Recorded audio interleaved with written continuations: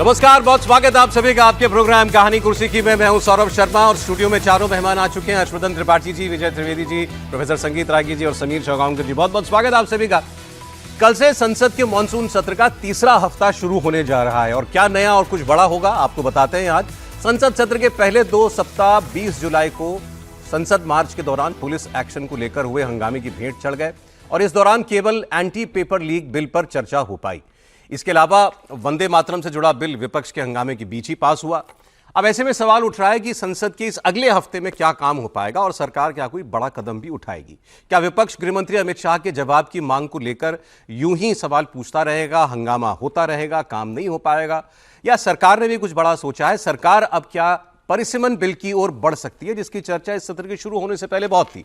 इस बारे में सरकार की तरफ से तो अभी तक कोई बात नहीं की गई है, कोई हिंट भी नहीं है। हमने जितना इस खबर को पता किया तो यही कहा गया कि ऑफ द टेबल आप इसको नहीं मान सकते, मतलब आ जाए तो आश्चर्य नहीं होना चाहिए, लेकिन सरकार इसको लेकर आने जा रही है ऐसी खबर नहीं थी। लेकिन राहुल गांधी ने कल एक बड़ा संदेश दिया इसी डिलिमिटेशन बिल को लेकर के। उनके निशाने पर डीएमके थी। ऐसे कहिए कि परिसीमन बिल को तमिलनाडु की पार्टियों, इस बिल से तमिलनाडु की पार्टियों को डराने की एक तरीके से उन्होंने कोशिश की, आगाह करने की कोशिश की। कल तमिलनाडु दौरे पर पहुंचे राहुल गांधी ने कहा कि जो भी पार्टी परिसीमन बिल का समर्थन करेगी वो तमिलनाडु के लोगों के साथ धोखा करेगी। अब जाहिर है कि सारी चर्चा केवल एक ही पार्टी को लेकर के थी, डीएमके। इसके बारे में कहा जा रहा था कि सरकार के साथ उसकी कोई अंडरस्टैंडिंग बन गई है जब से तमिलनाडु के विधानसभा के चुनाव के नतीजे आए और राहुल गांधी ने पाला बदला और वो विजय के साथ गए। डीएमके ने इंडिया अलायंस को छोड़ दिया, अपने बैठने की अलग व्यवस्था की मांग की, हो भी गई लोकसभा के और राज्यसभा के अंदर। अब सवाल यह है कि राहुल गांधी ने यह डिलिमिटेशन की बात क्यों की? वो तमिलनाडु के दौरे पर थे, उन्हें कोई पॉलिटिकल स्टेटमेंट डीएमके के खिलाफ देना था, सिर्फ इसीलिए उन्होंने डिलिमिटेशन बिल का मुद्दा उठाया, या फिर वाकई परिसीमन बिल को लेकर सरकार आगे बढ़ना चाह रही है और राहुल गांधी के पास ऐसी खबर है और वो खबर दे रहे थे बजाय कि सिर्फ एक पॉलिटिकल स्टेटमेंट के। राहुल गांधी का बयान मैं आपको सुना देता हूं। उन्होंने तमिलनाडु के एक ऐसे आइकन की बात की, आइकन पॉजिटिव शब्द है लेकिन एक ऐसे व्यक्ति की बात की जिसका जो धोखे देने का पर्याय बन गया है। एट्टप्पन उसका नाम है। मैं इसके बारे में पढ़ रहा था कि ये एट्टप्पन कौन है। तो ये एक एट्टापुरम एस्टेट थी और अंग्रेजों को एक स्वतंत्रता सेनानी की खबर देने वाला ये व्यक्ति था जिसका नाम एट्टप्पन था। और राहुल गांधी ने कहा कि जो भी व्यक्ति, तमिलनाडु की कोई भी पार्टी अगर इस परिसीमन बिल का समर्थन करती है तो लोग उसे एट्टप्पन की तरह याद रखेंगे।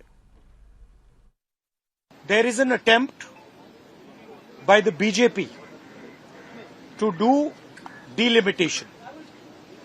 Delimitation is designed to disenfranchise, to take away power from the people of Tamil Nadu.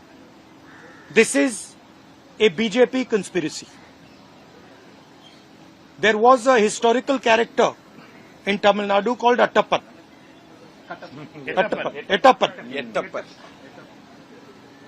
Attappan is basically symbolic of the betrayal of the people of Tamil Nadu.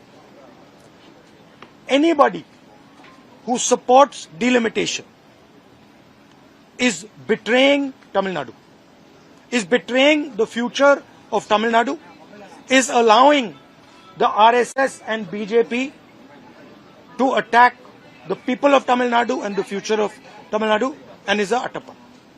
Is a 21st century Attappan. No Tamil person should support delimitation. Every single Tamil person should oppose delimitation. Every single Tamil party, national party, should defeat delimitation in the House.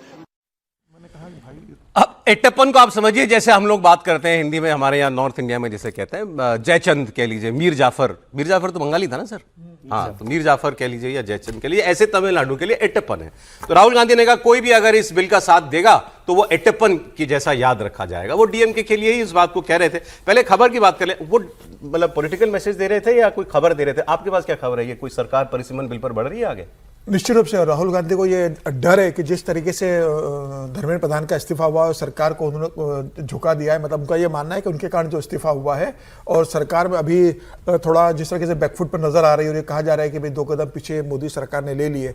प्रधानमंत्री मोदी और गृहमंत्री अमित शाह पूरे सप्ताह लगभग parliament के अंदर नहीं आए, 2 महत्वपूर्ण बिल आए, तब भी वो पार्लियामेंट में नहीं थे। तो राहुल गांधी को एक डर है कि भाई प्रधानमंत्री मोदी और अमित शाह जी अगर नहीं आए तो जब आएंगे तो पूरी अपनी सेना को लेकर आएंगे, सारी तैयारियों के साथ आएंगे और उनके तर्क से क्या तीर निकलेगा सोमवार को, मंगलवार को या बुधवार को, उसका डर पूरे विपक्ष को है और राहुल गांधी की चिंता वही है। इसलिए राहुल गांधी फिलहाल अभी डीएमके को आगाह करने की कोशिश कर रहे हैं, तो तमाम विपक्षी दलों को आगाह करने की कोशिश कर रहे हैं कि भाई प्रधानमंत्री मोदी और अमित शाह तैयारी कर रहे हैं और इस बात की पूरी संभावना है कि सरकार बिल लेकर आ सकती है। वैसे सरकार के पास तो अभी 2 बिल सरकार पास करा चुकी है, 3 से अभी एफसीआरए का बिल आना है, जजों की संख्या बढ़ाने वाला बिल आना है। चल रही थी बात, चल रही है। एफसीआरए तो आना ही आना है, एफसीआरए का आएगा, जजों की संख्या बढ़ाने वाला बिल आने वाला है, इनकम टैक्स से जुड़ा हुआ बिल आएगा। तो नॉर्मल जो ऑलरेडी थे कि ये बिल पास मतलब भी सरकार लेकर आने वाली, जो सार्वजनिक रूप से आने वाले हैं, लेकिन ये बिल मुझे लगता है सरकार लेकर आएगी और 5 अगस्त की डेट भी आने वाली है और मुझे लग रहा है 5 अगस्त से लेकर 10 अगस्त के बीच में सरकार कुछ ऐसा लेकर आएगी जिसका प्रधानमंत्री 15 अगस्त को लाल किले से संबोधन देते वक्त इस्तीफे का जिक्र किया ना, तो ठीक है, वो सरकार के लिए पॉलिटिकली तो एक मतलब बैकफुट पे जाना जैसा था। बाउंस बैक करने के लिए क्या करना पड़ेगा सरकार को? बाउंस बैक करने के लिए कोई बड़ा लेजिस्लेशन अगर ले आए और ऑपोजिशन की भी कुछ पार्टियां उसका साथ दे दें तो इससे बेहतर परिस्थिति सरकार के लिए नहीं हो सकती है। लेकिन ये भी हम लोगों ने बात की थी इस प्रोग्राम में कि क्या मौजूदा माहौल में, हालांकि वो बात अब थोड़ी बैकग्राउंड में जा रही है, ये जंतर मंतर वाली, लेकिन इस माहौल में क्या ऐसे दल जो न्यूट्रल हैं या जो अभी माने जाते हैं एंटी बीजेपी कैंप में, वो सरकार का साथ देने की पोजीशन में होंगे? मैं इंडिया टीवी के पॉलिटिकल एडिटर देवेंद्र पराशर से इसके बारे में बात कर रहा था एक प्रोग्राम में और उन्होंने कहा कि बिल आ रहा है, ये जानकारी नहीं है, लेकिन बिल नहीं आएगा ये नहीं कह सकते। मतलब कहीं से भी ऐसी जानकारी नहीं मिल रही है कि सरकार भूल गई है, इस सत्र में कोई सवाल ही नहीं आने का, ऐसी स्थिति नहीं है। अगर आ जाए तो आश्चर्य नहीं होना चाहिए। सर आपको क्या लगता है? नहीं, मुझे लगता है कि सरकार का जो ओवरऑल वर्किंग स्टाइल है उसमें उनका बाउंस बैक करना बहुत ज़रूरी है, उनके बिहेवियर के हिसाब से भी और पॉलिटिकल ज़रूरत के हिसाब से भी, क्योंकि ये एक बड़ा सेटबैक हुआ और पार्लियामेंट में अब जंतर मंतर का पूरा आंदोलन खत्म हो गया, तो वो जो हंगामे की संभावनाएं, आशंकाएं जो भी थी वो थोड़ी सी कम हो गई हैं। जब नीट का बिल पास हो गया है तो वो बाकी तो हंगामा कुछ ना कुछ तो चलता ही रहता है हाउस में, लेकिन उस तरह का हंगामा के हाउस ना चले। लेकिन सरकार को बाउंस बैक करने के लिए जो अभी और 2-3 बिल का जिक्र किया गया ना, उससे कोई बहुत बाउंस बैक वाली बात नहीं, वो तो हो ही जाएंगे, बिल आएंगे तो भी पास हो जाएंगे, हंगामा होगा तो भी पास हो जाएगा। लेकिन डीलिमिटेशन का एफसीआरए से भी लोगों में बज नहीं होगा, लोगों में पॉलिटिकली जरूर होगा, बज का तो ये लोगों में परिसीमन और महिला आरक्षण पर तो खैर उस तरह की बात ही नहीं है, डीलिमिटेशन। लेकिन मैं राहुल जी को सुन रहा हूँ तो मुझे ये नहीं समझ में आ रहा कि डीलिमिटेशन बिल पर कांग्रेस के ऑब्जेक्शंस क्या हैं, क्योंकि डीलिमिटेशन एक तो ज़रूरत है संविधान के हिसाब से भी, देश की व्यवस्था के हिसाब से भी, और जिस बात पे तमिलनाडु का झगड़ा है, तमिलनाडु की नाराजगी है, उसको मोटे तौर पर होम मिनिस्टर ने एश्योर किया कि वो 50% जो है सीट्स इंक्रीज करेंगे।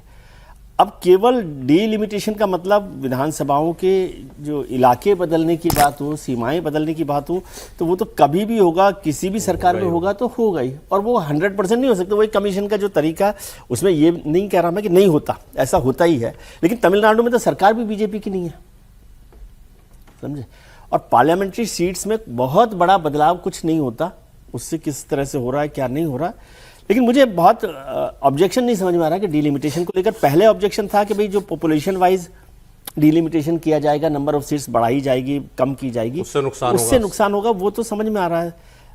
और डीएमके क्या राहुल गांधी जी से कम समझती होगी अपने नुकसान को पॉलिटिकली? मतलब आप सोचिए, यदि उनका बहुत बड़ा कोई पॉलिटिकल नुकसान हो रहा होगा तो वो क्या बीजेपी के साथ जाने की रिस्क ले सकती है?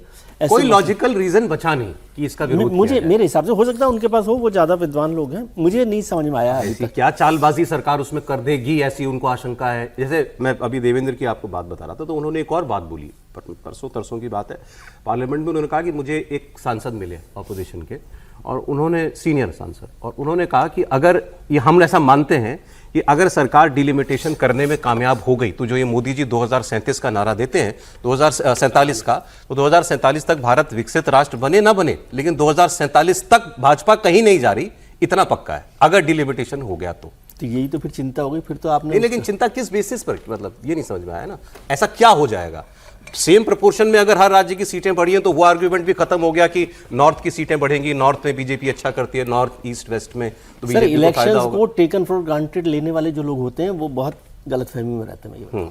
ये समझ लेना कि 2047 तक बीजेपी रहेगी या कांग्रेस आ जाएगी कल, ऐसा कुछ नहीं है। इलेक्शन दूसरे तरीके से होते हैं। आप देख रहे हैं कि हर इलेक्शन इतना इंपॉर्टेंट होता है। अभी तो सांस अटकी हुई है जो हमारे बाई इलेक्शंस हो रहे हैं उस पर।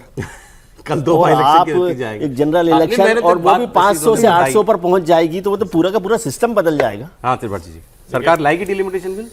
पिछले एक सप्ताह में मुझे अगर सबसे अधिक कुछ लोगों ने पूछा है, क्योंकि लोगों को गलतफहमी होती है कि हम लोगों को कुछ पता होता है, तो लेकिन उसके बारे में कहाँ से पता होगा। सब कह रहे हैं कि अमित शाह कहाँ है, क्या कर रहे हैं। एक लाइन का सवाल, मतलब कमाल ये है कि ऐसे ऐसे लोग पूछ ले रहे हैं जिनका कोई बहुत गूढ़ राजनीति से मतलब नहीं, वो भी कह रहे हैं कि अच्छा अमित शाह नहीं दिख रहे हैं, अच्छा अमित शाह कहाँ गायब है। और जब उन लोगों से थोड़ा हो तो कहते हैं कि नहीं नहीं कुछ वो सोच रहा होगा, कुछ बड़ा लेके आएगा। अब जाहिर है मोदी शाह को लेकर ये एक छवि लोगों के मन में है। इसको आप सरकार के कहें कि उनके लिए अनफॉर्चुनेट है कि इस पूरे स्टूडेंट मूवमेंट में वो वाला भाव कहीं भी नहीं दिखा, वो नहीं कर पाई सरकार। एक तरह से बैकफुट पर रही, बार बार पीछे हटना पड़ा, पीछे हटते हटते अंत में सम्मान लेना पड़ा। अब लोगों का यह मानना है कि ये जो परिसीमन का विधेयक आने वाला है, जो सीटें बढ़ाने वाला है, ये अपरिहार्य एक हिंदी में शब्द होता है, तो अपरिहार्य हो गया है। अंग्रेजी में शायद इनएविटेबल होता है, इनएविटेबल। तो ये अपरिहार्य हो गया है। यानी आपको कुछ ऐसा बड़ा करना है जिसमें कुछ विपक्षी दल आ जाएं, ये नहीं करना है। इतने विपक्षी दल आ जाएं कि बैंग ऑन वो बिल निकले, और जब वो निकले तो जिसको अंग्रेजी में एक और शब्द कहते हैं फ्लाइंग कलर्स के साथ, तो वैसे ये निकल कर आए, तब जाकर ये जो सरकार अभी चल रही है और जिसको हम कह रहे हैं कि इंपैक्ट कैसे आएगा, तब वो शायद आता हुआ दिखेगा। मुझे नहीं समझ में आ रहा है कि अब राहुल गांधी को थोड़ा मतलब भ्रम हो गया कि उन्होंने इस्तीफा करा लिया या क्या हो गया, कुछ तो गड़बड़ हो गई। ये वक्त था उनके चुप रहने का, ये वक्त था अपने जो पार्टियां हैं उनसे पर्दे के पीछे बात करने का। ये धमकी देने वाला समय नहीं है, ये किसी को गद्दार, देशद्रोही, मीर जाफर, जयचंद या दक्षिण के राज्यों को उन्हें करना है तो एटप्पन कहने का समय नहीं। ये वही गलती कर रहे हैं जो गलती संजय राउत ने अपने बड़बोलेपन में शिवसेना के लोगों के साथ की थी।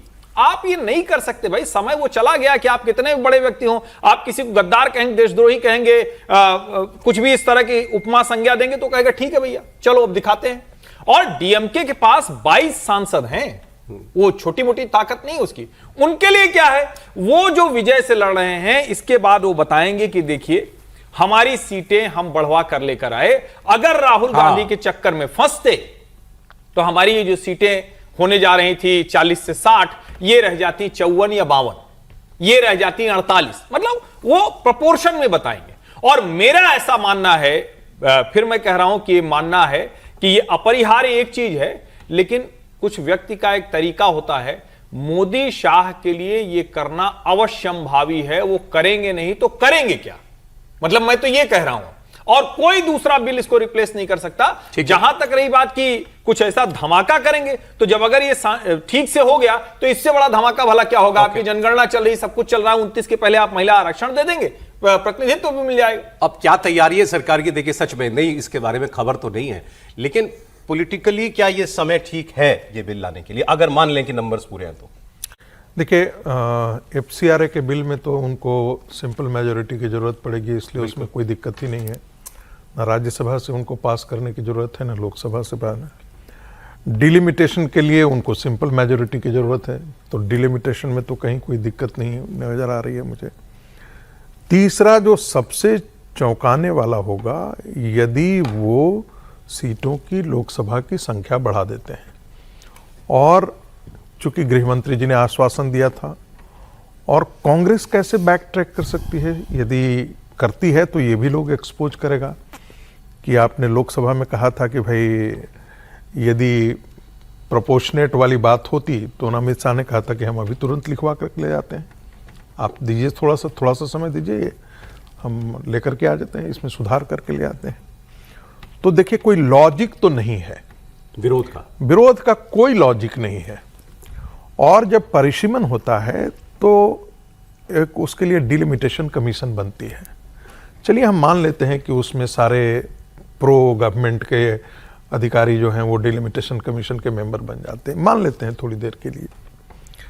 लेकिन ये भी तो आप सोचिए ना कि कई ऐसे राज्य हैं जहां उनकी भी सरकारें हैं, जैसा अभी विजय जी ने कहा।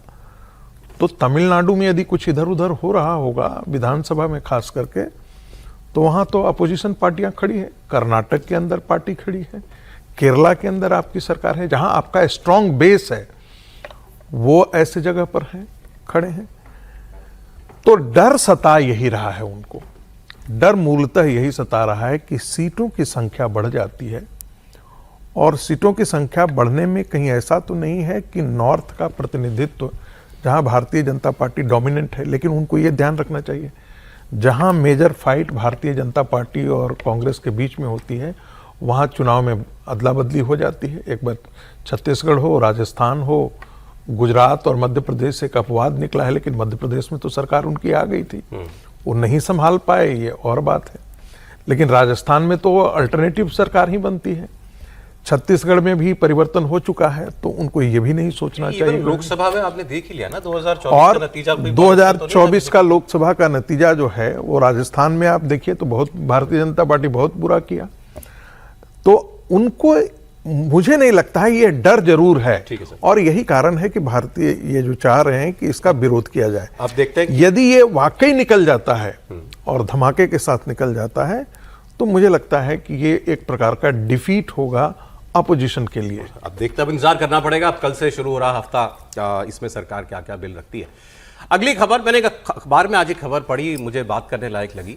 दिल्ली के जंतर मंतर पर धरने प्रदर्शन के दौरान 20 जुलाई को हिंसा हुई थी, और इसको लेकर के दिल्ली पुलिस की तफ्तीश को लेकर के खबर है। खबर यह है कि 2019 में दिल्ली में दंगा हुआ, आपको याद होगा, 2020 उसी तर्ज पर इस प्रकरण में हुई हिंसा की तफ्तीश की जाएगी, इसका इन्वेस्टिगेशन किया जाएगा, और गृह मंत्रालय इस पूरी जांच की मॉनिटरिंग भी करेगा। प्रदर्शन और हिंसा को लेकर सियासी दलों की भूमिका पर, किसने इस मूवमेंट को, या उस दिन खास तौर पर जो ऐलान था कि संसद तक जाना है, इसमें किन किन लोगों की भूमिका थी, फंडिंग से लेकर के वर्कर्स, अपने पॉलिटिकल वर्कर्स को वहाँ भेजने की या भीड़ लाने की। सूत्रों के मुताबिक पुलिस की शुरुआती जांच में पता चला है कि विरोध प्रदर्शन की आड़ में राजनीतिक दलों के नेताओं और असामाजिक तत्वों ने संसद तक पहुंचकर देश की छवि को अंतर्राष्ट्रीय स्तर पर धूमिल करने की साजिश की थी।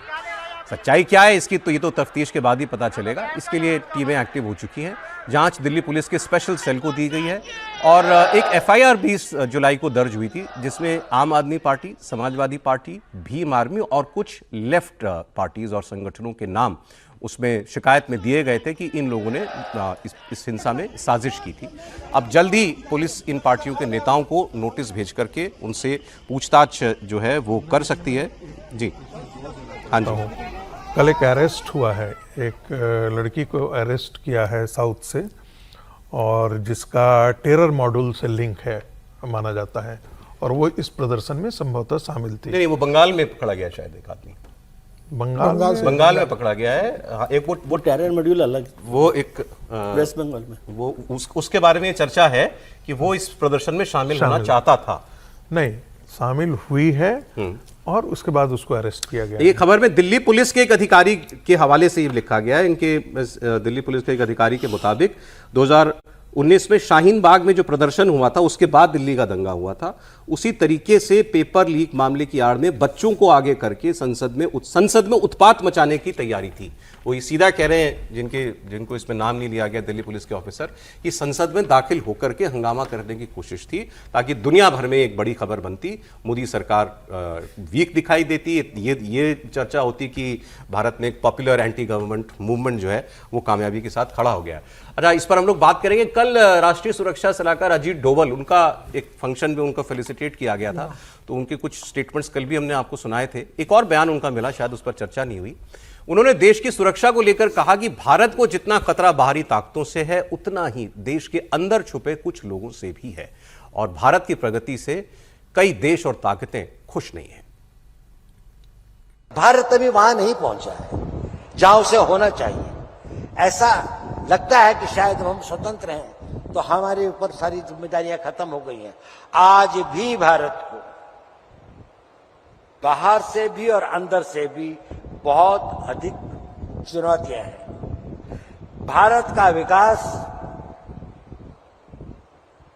से सभी लोग बहुत आनंदित हों ऐसा नहीं है। भारत का विकास कई लोगों के लिए, कई देशों के लिए, कई इंटरेस्ट के लिए, उनके लिए ये घातक है और हमें उसका मुकाबला करना है।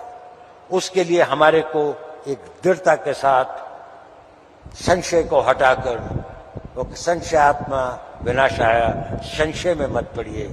एक बार एक ही चीज को सोचिए, देश के इंटरेस्ट को सोचिए, देश के इंटरेस्ट में काम करिए। अब सुन के ही कितना खराब लगता है कि भारत को बाहर से भी और अंदर से भी बहुत चुनौतियां हैं। बाहर से भी खतरा है, अंदर से भी खतरा। बाहर की चुनौतियों से, बाहर के खतरों से तो चलो आप निपट लेंगे, अंदर से की चुनौतियों से निपटना, खतरों से निपटना कितना टेढ़ा काम होता है। और अपने ही लोगों पर इस तरीके की तोहमत लगे तो इससे ज़्यादा बुरा और क्या है। और जो भी हम लोग इससे पहले जांच वाली बात कर रहे थे उसमें सोचिए, मैं नहीं कह रहा हूं कि ये कोई खबर है, क्योंकि मतलब ये शिकायत है अभी कि पॉलिटिकल पार्टीज के नाम पर शिकायत हुई है कि इन्होंने इसमें हंगामा कराने के लिए अपने लोगों को भेजा या सामाजिक तत्वों को भेजा। लेकिन मान लीजिए अगर ये बात एक पैसा भी सच हो तो कितनी शर्म की बात है। आप सोचिए कि भारत की कोई लेजिटिमेट पॉलिटिकल पार्टी, अगेन मैं कोई नाम नहीं लूंगा, लेकिन अगर उसका मंसूबा ये था कि कुछ लोगों को संसद की दीवार फांद दो, बस उस पार पहुंचा दो, हेडलाइन बन जाएगी। कितनी शर्म की बात है ये, अगर ये सच है तो। अगर कोई पॉलिटिकल पार्टीज ऐसा सोच रही थी तो। सर अब 2 लाइन कह दूं, मैं हर्षवर्धन जी बोले उससे पीछे। देखिए मैं बार बार कह रहा हूं और फिर दोहरा रहा हूं, जिसकी ओर जो अजीत डोभाल जी हैं वो भी बात इस चीज का जिक्र करेंगे। जब वो खतरों की बात करते हैं तो कौन लोग हैं वो बांग्लादेशी घुसपैठिए, जो बांग्लादेशी मुसलमान इस देश के अंदर डिफरेंट पॉकेट में, जो आज के दिन में 5 करोड़ की आबादी उनकी है, वो खतरे हैं। नॉर्थ ईस्ट में मिजोरम का मुख्यमंत्री अमेरिका में जाकर के कहता है कि हम तो स्वतंत्र होना चाहते हैं, बट संभावनाएं अभी नहीं बन रही हैं।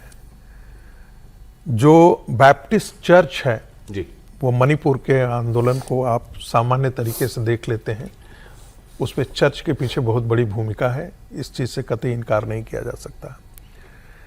दूसरे जो नक्सल्स ग्रुप हैं, आपने जो नक्सल फील्ड में काम कर रहे थे तो उनको तो आपने मार दिया, लेकिन जो एकेडमिक इंस्टीट्यूशंस के अंदर बैठे हुए नक्सल्स हैं, जो सिविल सोसाइटी के नाम पर काम करते हैं, एनजीओ, उनकी बात कर रहे हैं अजीत डोभाल जी। बिल्कुल उनकी बात कर रहे हैं। अब ये जो जांच वाली बात है, आपको लगता है कि पॉलिटिकल पार्टीज की भूमिका की जांच हो पाएगी एक्चुअली? नहीं, देखिए पहली बात तो ये कि इसमें अगर मत लगाइए। निश्चित तौर पर राजनीतिक दल ये काम करते ही करते हैं, ये आज की बात नहीं है। ये काम करते ही करते हैं वो कि कोई ऐसी अराजकता हो जाए जिससे गवर्नमेंट ऑफ द डे, कोई भी सरकार हो, दूसरी भी सरकार होती तो हो सकता है कि उस वक्त के कुछ राजनीतिक दल करते, इस वाले में वो ज्यादा प्रमुख तरीके से दिखा, वरना कभी आज तक नहीं हुआ। विपक्षी दल जब धरना प्रदर्शन करें, वो संसद के सामने भी प्रदर्शन कर सकते हैं, जहां तक जाना है जा सकते हैं, लेकिन जब अराजकता की स्थिति हो तब विपक्षी पार्टियों के सांसद अपने साथ भीड़ लेकर जाएं, उसका सीधा सा मतलब है कि सरकार उनके खिलाफ कुछ कर नहीं पाएगी। दिल्ली पुलिस उनके सामने हाथ जोड़े खड़ी रहेगी।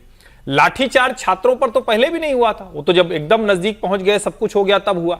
लेकिन ये जो कहते हैं ना कि कई बार कवर फायर जैसा हो जाता है, तो जो विपक्षी पार्टियों के सांसद कर रहे थे वो कवर फायर जैसा ही था। और रिपोर्टर्स तो वहां से जो मेरी बातचीत हुई, चूंकि मैं तो गया नहीं, लेकिन रिपोर्टर्स जो वहां गए, जिनसे मेरी लगातार बात हो रही थी, अलग अलग रिपोर्टर्स जो वहां फील्ड पर थे जी, वो साफ कह रहे थे कि इसमें राजनीतिक दलों की भूमिका है, इसमें राजनीतिक दलों के लोगों ने अपने लोगों को भेजा है और अराजकता भी उन्हीं के लोग कर रहे हैं। अब आपने कहा कि भीम आर्मी पार्टी, आम आदमी पार्टी, समाजवादी पार्टी, लेफ्ट, तो लेफ्ट तो पूरा का पूरा कैडर वहां बैठा ही था। नहीं, प्रदर्शन में सपोर्ट नहीं, वो ठीक है, अराजकता कराने की कोशिश, घोषित भी बैठे थे, और जिस तरह से जिसको कहते हैं ना कि आग लगाने की जो कोशिश है उसमें भी कसर नहीं थी। भीम आर्मी किस तरह से काम कर रही थी वो सबने देखा ही, और यहां तक कि जो मीडिया के साथ दुर्व्यवहार हुआ उसमें भी इन्हीं लोगों की बहुत भूमिका रही, वो साफ साफ दिखा। समाजवादी पार्टी के लोग, चूंकि उनका नेता जब उस तरह से दिखा तो उन्होंने अपने लोगों को भेजा। अब वो कितने अराजक हुए ये सब तो जांच का विषय है, उसमें उसी में निकल कर आएगा। एक नहीं, खबर नहीं, आपको और मीडिया- बताता चलूं। सर ब्रेक का समय हो जाएगा। एक खबर और थी आज कि बीजेपी ने ये नीट पेपर लीक और ये सारे प्रदर्शन के बाद अब एक प्लान ये बनाया है, अपनी महिला मोर्चा को जिम्मेदारी दी है कि वो हर मंडल में महिला मोर्चा की टीम जो कोचिंग इंस्टीट्यूट्स हैं उनको वहां जाकर के ये जानकारी पहले निकालेंगी कि कौन कौन से बच्चों ने उस इलाके में नीट का एग्जाम दिया, और फिर उनके घर जाएंगी, उनके परिवार वालों से, उन बच्चों से मुलाकात करेंगी और जानेंगी कि क्या उनकी वाकई कोई नाराजगी है। तो सरकार भी अपनी तरफ से जांच, एक तरफ डैमेज कंट्रोल जो है, इसमें भी आपने प्रधानमंत्री का वीडियो भी नया आता हुआ देखा, तो हर लेवल पर वो डैमेज कंट्रोल करने के प्रयास कर रही है और फिर इसकी रिपोर्ट पार्टी के टॉप लीडरशिप को दी जाएगी कि घर जाए गए, बात हुई तो क्या पता लगा। सर तो सरकार मानती है कि डैमेज तो बहुत बड़ा हो गया है। है प्रधानमंत्री जी जब 5-5 वीडियो जारी करे तो इसका मतलब डैमेज बहुत बड़ा हुआ। और फिर संगठन, अच्छी बात है कि प्रधानमंत्री भी इंटरेक्ट करने की कोशिश कर रहे हैं, लोगों से कनेक्ट कर रहे हैं, पार्टी भी कर रही है, लेकिन मुझे समझ नहीं आया बीजेपी महिला मोर्चा की क्या जरूरत है। बीजेपी की तो बड़ी यूनिट है एबीवीपी, वो आंदोलन में नहीं थी तो आंदोलन में बच्चों के पिटने के बाद तो जा ही सकती है घर पर, और नीट के लिए वो सपोर्ट भी करती होगी या चाहती होगी कि नीट के पेपर लीक ना हो। तो महिला मोर्चा की भूमिका और एबीवीपी इस पूरे आंदोलन के दौरान गायब रही, ये मुझे थोड़ी सी ज़्यादा चिंता की बात एबीवीपी के लिए लगती है। बच्चे तो अपने आप लड़ी लेंगे, लड़ी लिए। तो क्या भारतीय जनता पार्टी को लग रहा है कि एबीवीपी का संगठन जो है वो अपनी पकड़ के साथ, अपने जो टारगेट्स है उसके साथ काम नहीं कर रहा? जी, मतलब इस आंदोलन में तो एबीवीपी नहीं भारतीय दिखाई जनता पार्टी का संगठन नहीं है ना सर। कुछ भी कह ले, उसका स्टूडेंट यूनिट है, आरएसएस की कह ले। जब आरएसएस की कहेंगे तो कहेंगे उसका नहीं है। वेल ट्राइड सर, नहीं नहीं, well tried sir. Akhil Bharatiya विद्यार्थी परिषद, अरे ठीक है, टेक्निकली आप ठीक है। नहीं टेक्निकली नहीं, अखिल भारतीय विद्यार्थी परिषद ने अटल बिहारी वाजपेयी की जिसे है ना एफिजी जलाई सर डैमेज कंट्रोल कुछ हो भी पा रहा है कि नहीं? प्रयास तो बहुत हो रहे हैं। नहीं, सरकार पूरी तरीके से कोशिश कर रही है और बीजेपी की कोशिश होगी कि जिस तरीके से मतलब उनकी छवि धुबी लुबी इस चीज़ों को लेकर और जिस तरीके से पार्टी बैकफुट पे चली गई है, धर्मेंद्र प्रधान का इस्तीफा हो गया और विपक्ष का इस समय जो जिस तरीके से उत्साह चरम पर है कि बस हमने भाई इस्तीफा करा लिया और बस अब हम आगे और बढ़ेंगे। फिर अभी तो उन्होंने कहा भी था कि धर्मेंद्र प्रधान बाकी है, अमित शाह बाकी है, तो वो अभी उनके जो प्लानिंग है कि भाई आगे वाले समय में और करेंगे, तो सरकार वो करते रहेंगे। और सरकार की कोशिश होगी कि भविष्य में छात्रों की जो नाराजगी वो दूर हो, और नाराजगी दूर करने का एक अच्छा तरीका है कि भाई महिला मोर्चा जाए, युवा मोर्चा जाए, युवा भारतीय जनता पार्टी का युवा मोर्चा वो भी जा सकता है इसके अंदर, तमाम संगठन है वो जा सकते हैं, अपने स्तर पर पता करो। मुझे लगता है अच्छी शुरुआत की है। अब इसका कितना असर होगा, कितना जमीन पर जाकर काम करते हैं, ये देखने वाली झारखंड शिक्षा मंत्री जी जो हैं वो आरएसएस के सहयोगी संगठन एबीवीपी के नेता रहे। अरविंद केजरीवाल प्रधानमंत्री आवास तक क्यों जाना चाहते हैं मार्च करते हुए, इसकी खबर आपको देंगे, लेकिन पहले आपको यह बता दें कि जंतर मंतर पर नीट पेपर लीक के मामले में प्रदर्शन, हिंसा, सब कुछ, उसके बाद केंद्रीय शिक्षा मंत्री का इस्तीफा भी हो गया, लेकिन झारखंड में भी जो पेपर लीक हुआ, छात्रों के इस मुद्दे पर एक बड़े आंदोलन की तैयारी चल रही है, बल्कि आप कह सकते हैं कि आंदोलन जैसा खड़ा हो चुका है, लेकिन इस्तीफा नहीं हुआ है। रांची में इस वक्त छात्रों का एक बड़ा प्रदर्शन चल रहा है। झारखंड के अंदर परीक्षाओं में गड़बड़ियों को लेकर रांची में विरोध प्रदर्शन तेज हो गया है। झारखंड में जेपीएससी और जेएचएससी परीक्षाओं में गड़बड़ियों के खिलाफ विरोध करते हुए छात्र धरने पर हैं। सिविल सर्विसेज और की भर्ती परीक्षाओं में पेपर लीक, ओएमआर शीट्स में गड़बड़ी का आरोप है। मुख्यमंत्री हेमंत सोरेन से एक्शन की मांग हो रही है। एक छात्रा ने तो बाकायदा यह दावा किया कि झारखंड पीजीटी भर्ती परीक्षा में 300 में से 299.175 अंक मिलने के बावजूद उसका चयन नहीं हुआ। छात्रों ने 6 अगस्त को विधानसभा घेराव का भी ऐलान किया है। 4 जुलाई को छात्रों ने सबसे पहले इस मुद्दे को लेकर जांच की मांग की और 25 जुलाई से अनिश्चितकालीन धरने पर बैठ गए। मतलब 9 दिनों से यह धरना जारी है। आंदोलन और तेज होता जा रहा है और छात्रों की भीड़ भी यहां पर बढ़ती जा रही है। कुछ तस्वीरें एक बार देख लीजिए आप।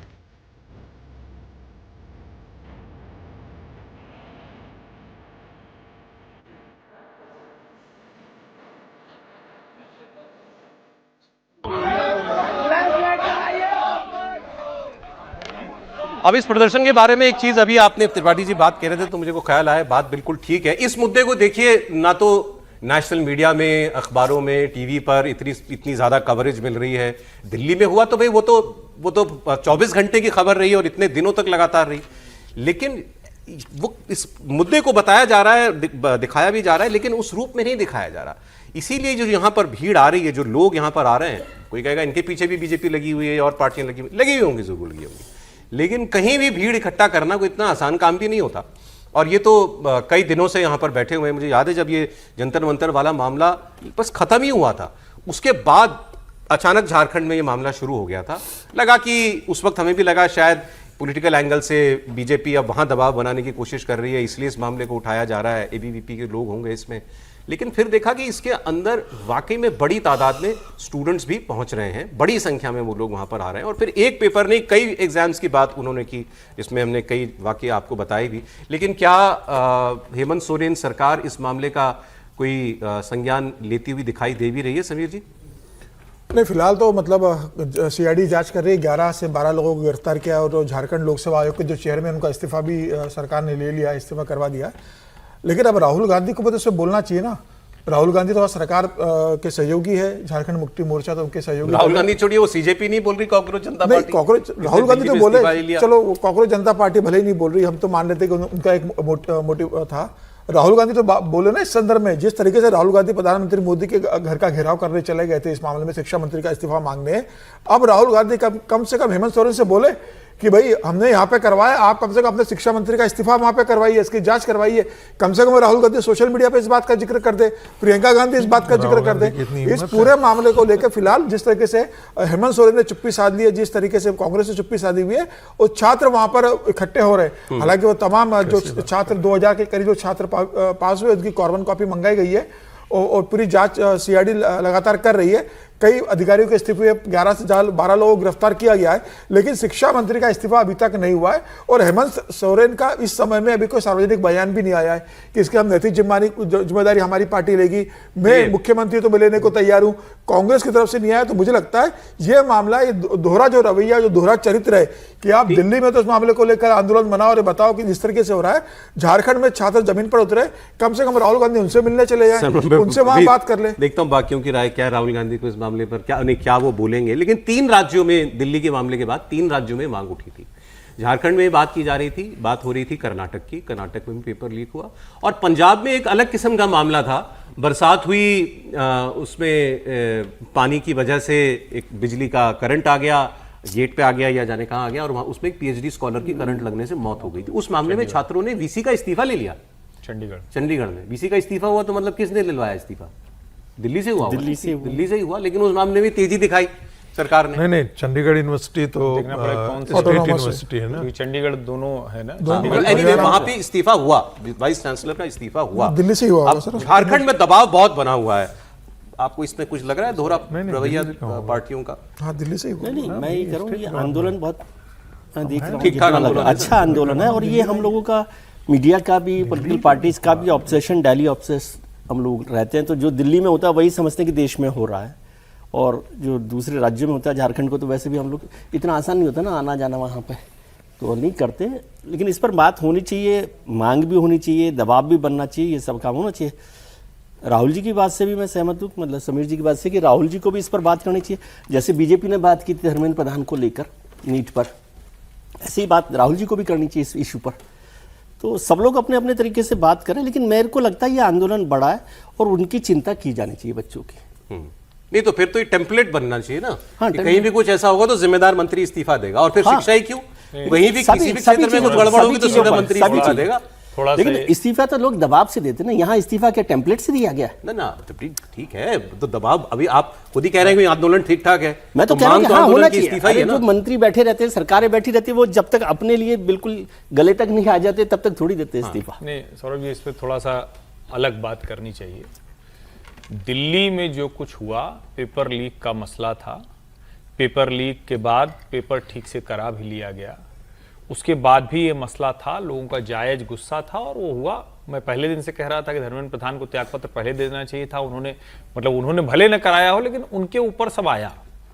इस मसले को जरा समझना चाहिए, और ये मैं अपनी भी गलती मानता हूं, हम सब की गलती है कि हम शायद झारखंड था तो उसको देख नहीं पाए, उस तरह समझ नहीं पाए। एक आध ट्वीट हमने भी किया होगा या कुछ किया होगा, इधर समझ में आ रहा है। अब जब वहां से खबरें हमने देखी जी, झारखंड पब्लिक सर्विस कमीशन और झारखंड स्टाफ सिलेक्शन कमीशन, इन दोनों में नौकरियां बिक रही हैं। ये आप इसको समझिए, पेपर लीक भर का मसला नहीं है, वहां नौकरी मतलब बिकी। वहां नौकरी मतलब जायज आदमी को नहीं मिलेगी, वहां नौकरी का मतलब उसके दलाल सेट हैं, वहां नौकरी मतलब चेयरमैन से लेकर सारे लोग उसमें शामिल हैं। ये बड़ा अलग किस्म का घोटाला है। एक समय में उत्तर प्रदेश में अनिल यादव यूपीएससी पीएससी के चेयरमैन हुआ करते थे, उस समय ऐसा ही आरोप लगा था।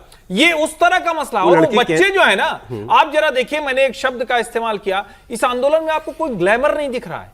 इस आंदोलन में वहां के बच्चे अपना मतलब जिस हाल में है उसी हाल में चले। यहां कोई अमेरिका से नहीं आया है फ्लाइट में चल के और बढ़िया जिसे कहते हैं कि दुनिया भर की चीजें लेकर। ये सामान्य बच्चे हैं जो अपने हक के लिए लड़ रहे हैं। और मैं मानता हूं हेमंत सोरेन के पास बड़ा अवसर है, वरना छात्र तो अपने लिहाज से चीजें करते ही। नहीं, एक बात और नहीं नोट किया आपने, ये जेनजी हुआ ना, बिल्कुल जेनजी ही है, तो गाली क्यों नहीं दे रहा है?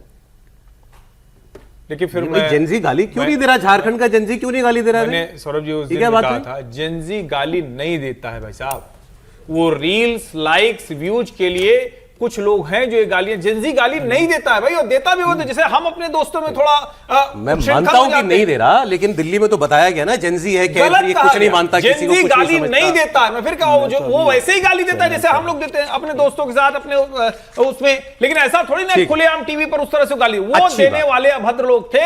हालांकि फिर मैं कह रहा हूं कोर्स करेक्शन वो करें तो अच्छा है। अच्छी बात है सर। अगली खबर, प्रदर्शनों का सीजन चल रहा है अभी, तो इसमें केजरीवाल जी जो है, अभी ये नीट वाले में केजरीवाल जी की बहुत बड़ी छाप दिखाई दी थी। अब राहुल गांधी ने छात्रों के मुद्दे पर प्रधानमंत्री आवास के बाहर धरना दिया था, वो आपको याद होंगी तस्वीरें। अब अरविंद केजरीवाल E20 के मुद्दे पर, पेट्रोल के मुद्दे पर पीएम हाउस तक मार्च करने की तैयारी कर रहे हैं। अरविंद केजरीवाल ने ऐलान किया है कि वो 4 अगस्त को, मतलब परसों, 100 समर्थकों के साथ दोपहर 12 बजे प्रधानमंत्री हाउस मार्च करेंगे। अरविंद केजरीवाल का कहना है कि वो इस मुद्दे पर ऑनलाइन रूप से मिले 2 लाख लोगों के हस्ताक्षर प्रधानमंत्री को देना चाहते हैं, ज्ञापन देना चाहते हैं, उनसे मिलना चाहते हैं, उन्होंने कहा। केजरीवाल लगातार E20 का सवाल उठा रहे हैं। कल उन्होंने इस मुद्दे पर टाउन हॉल भी एक किया था। इस दौरान अरविंद केजरीवाल ने लोगों से एक बड़ी अजीबोगरीब अपील की।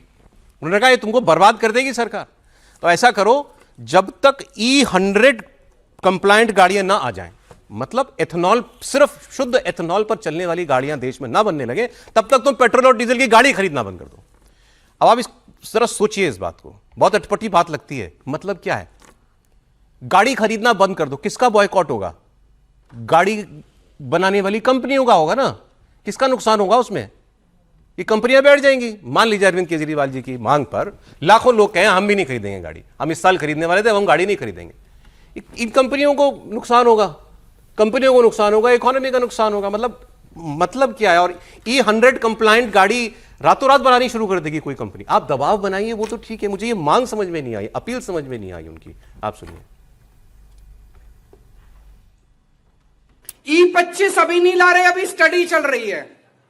E30 अभी नहीं ला रहे, अभी स्टडी चल रही है। E40 अभी नहीं ला रहे, अभी कोई स्टडी नहीं चल रही। वो ये देख रहे हैं कितने दिन ये मुद्दा ठंडा पड़ता है, शांत हो जाएगा। जैसे मुद्दा शांत होगा E25 ले आएंगे, जैसे मुद्दा शांत होगा E30 लाएंगे, जैसे मुद्दा शांत होगा E40 ले आएंगे। ये कोई स्टडी नहीं कर रहे, कोई कुछ नहीं कर रहे, गुंडागर्दी कर रहे हैं, जबरदस्ती कर रखी है देश के साथ। इसलिए आज मैं एक चीज कहना चाहता हूं, पेट्रोल की और डीजल की गाड़ियां खरीदना बंद कर दो।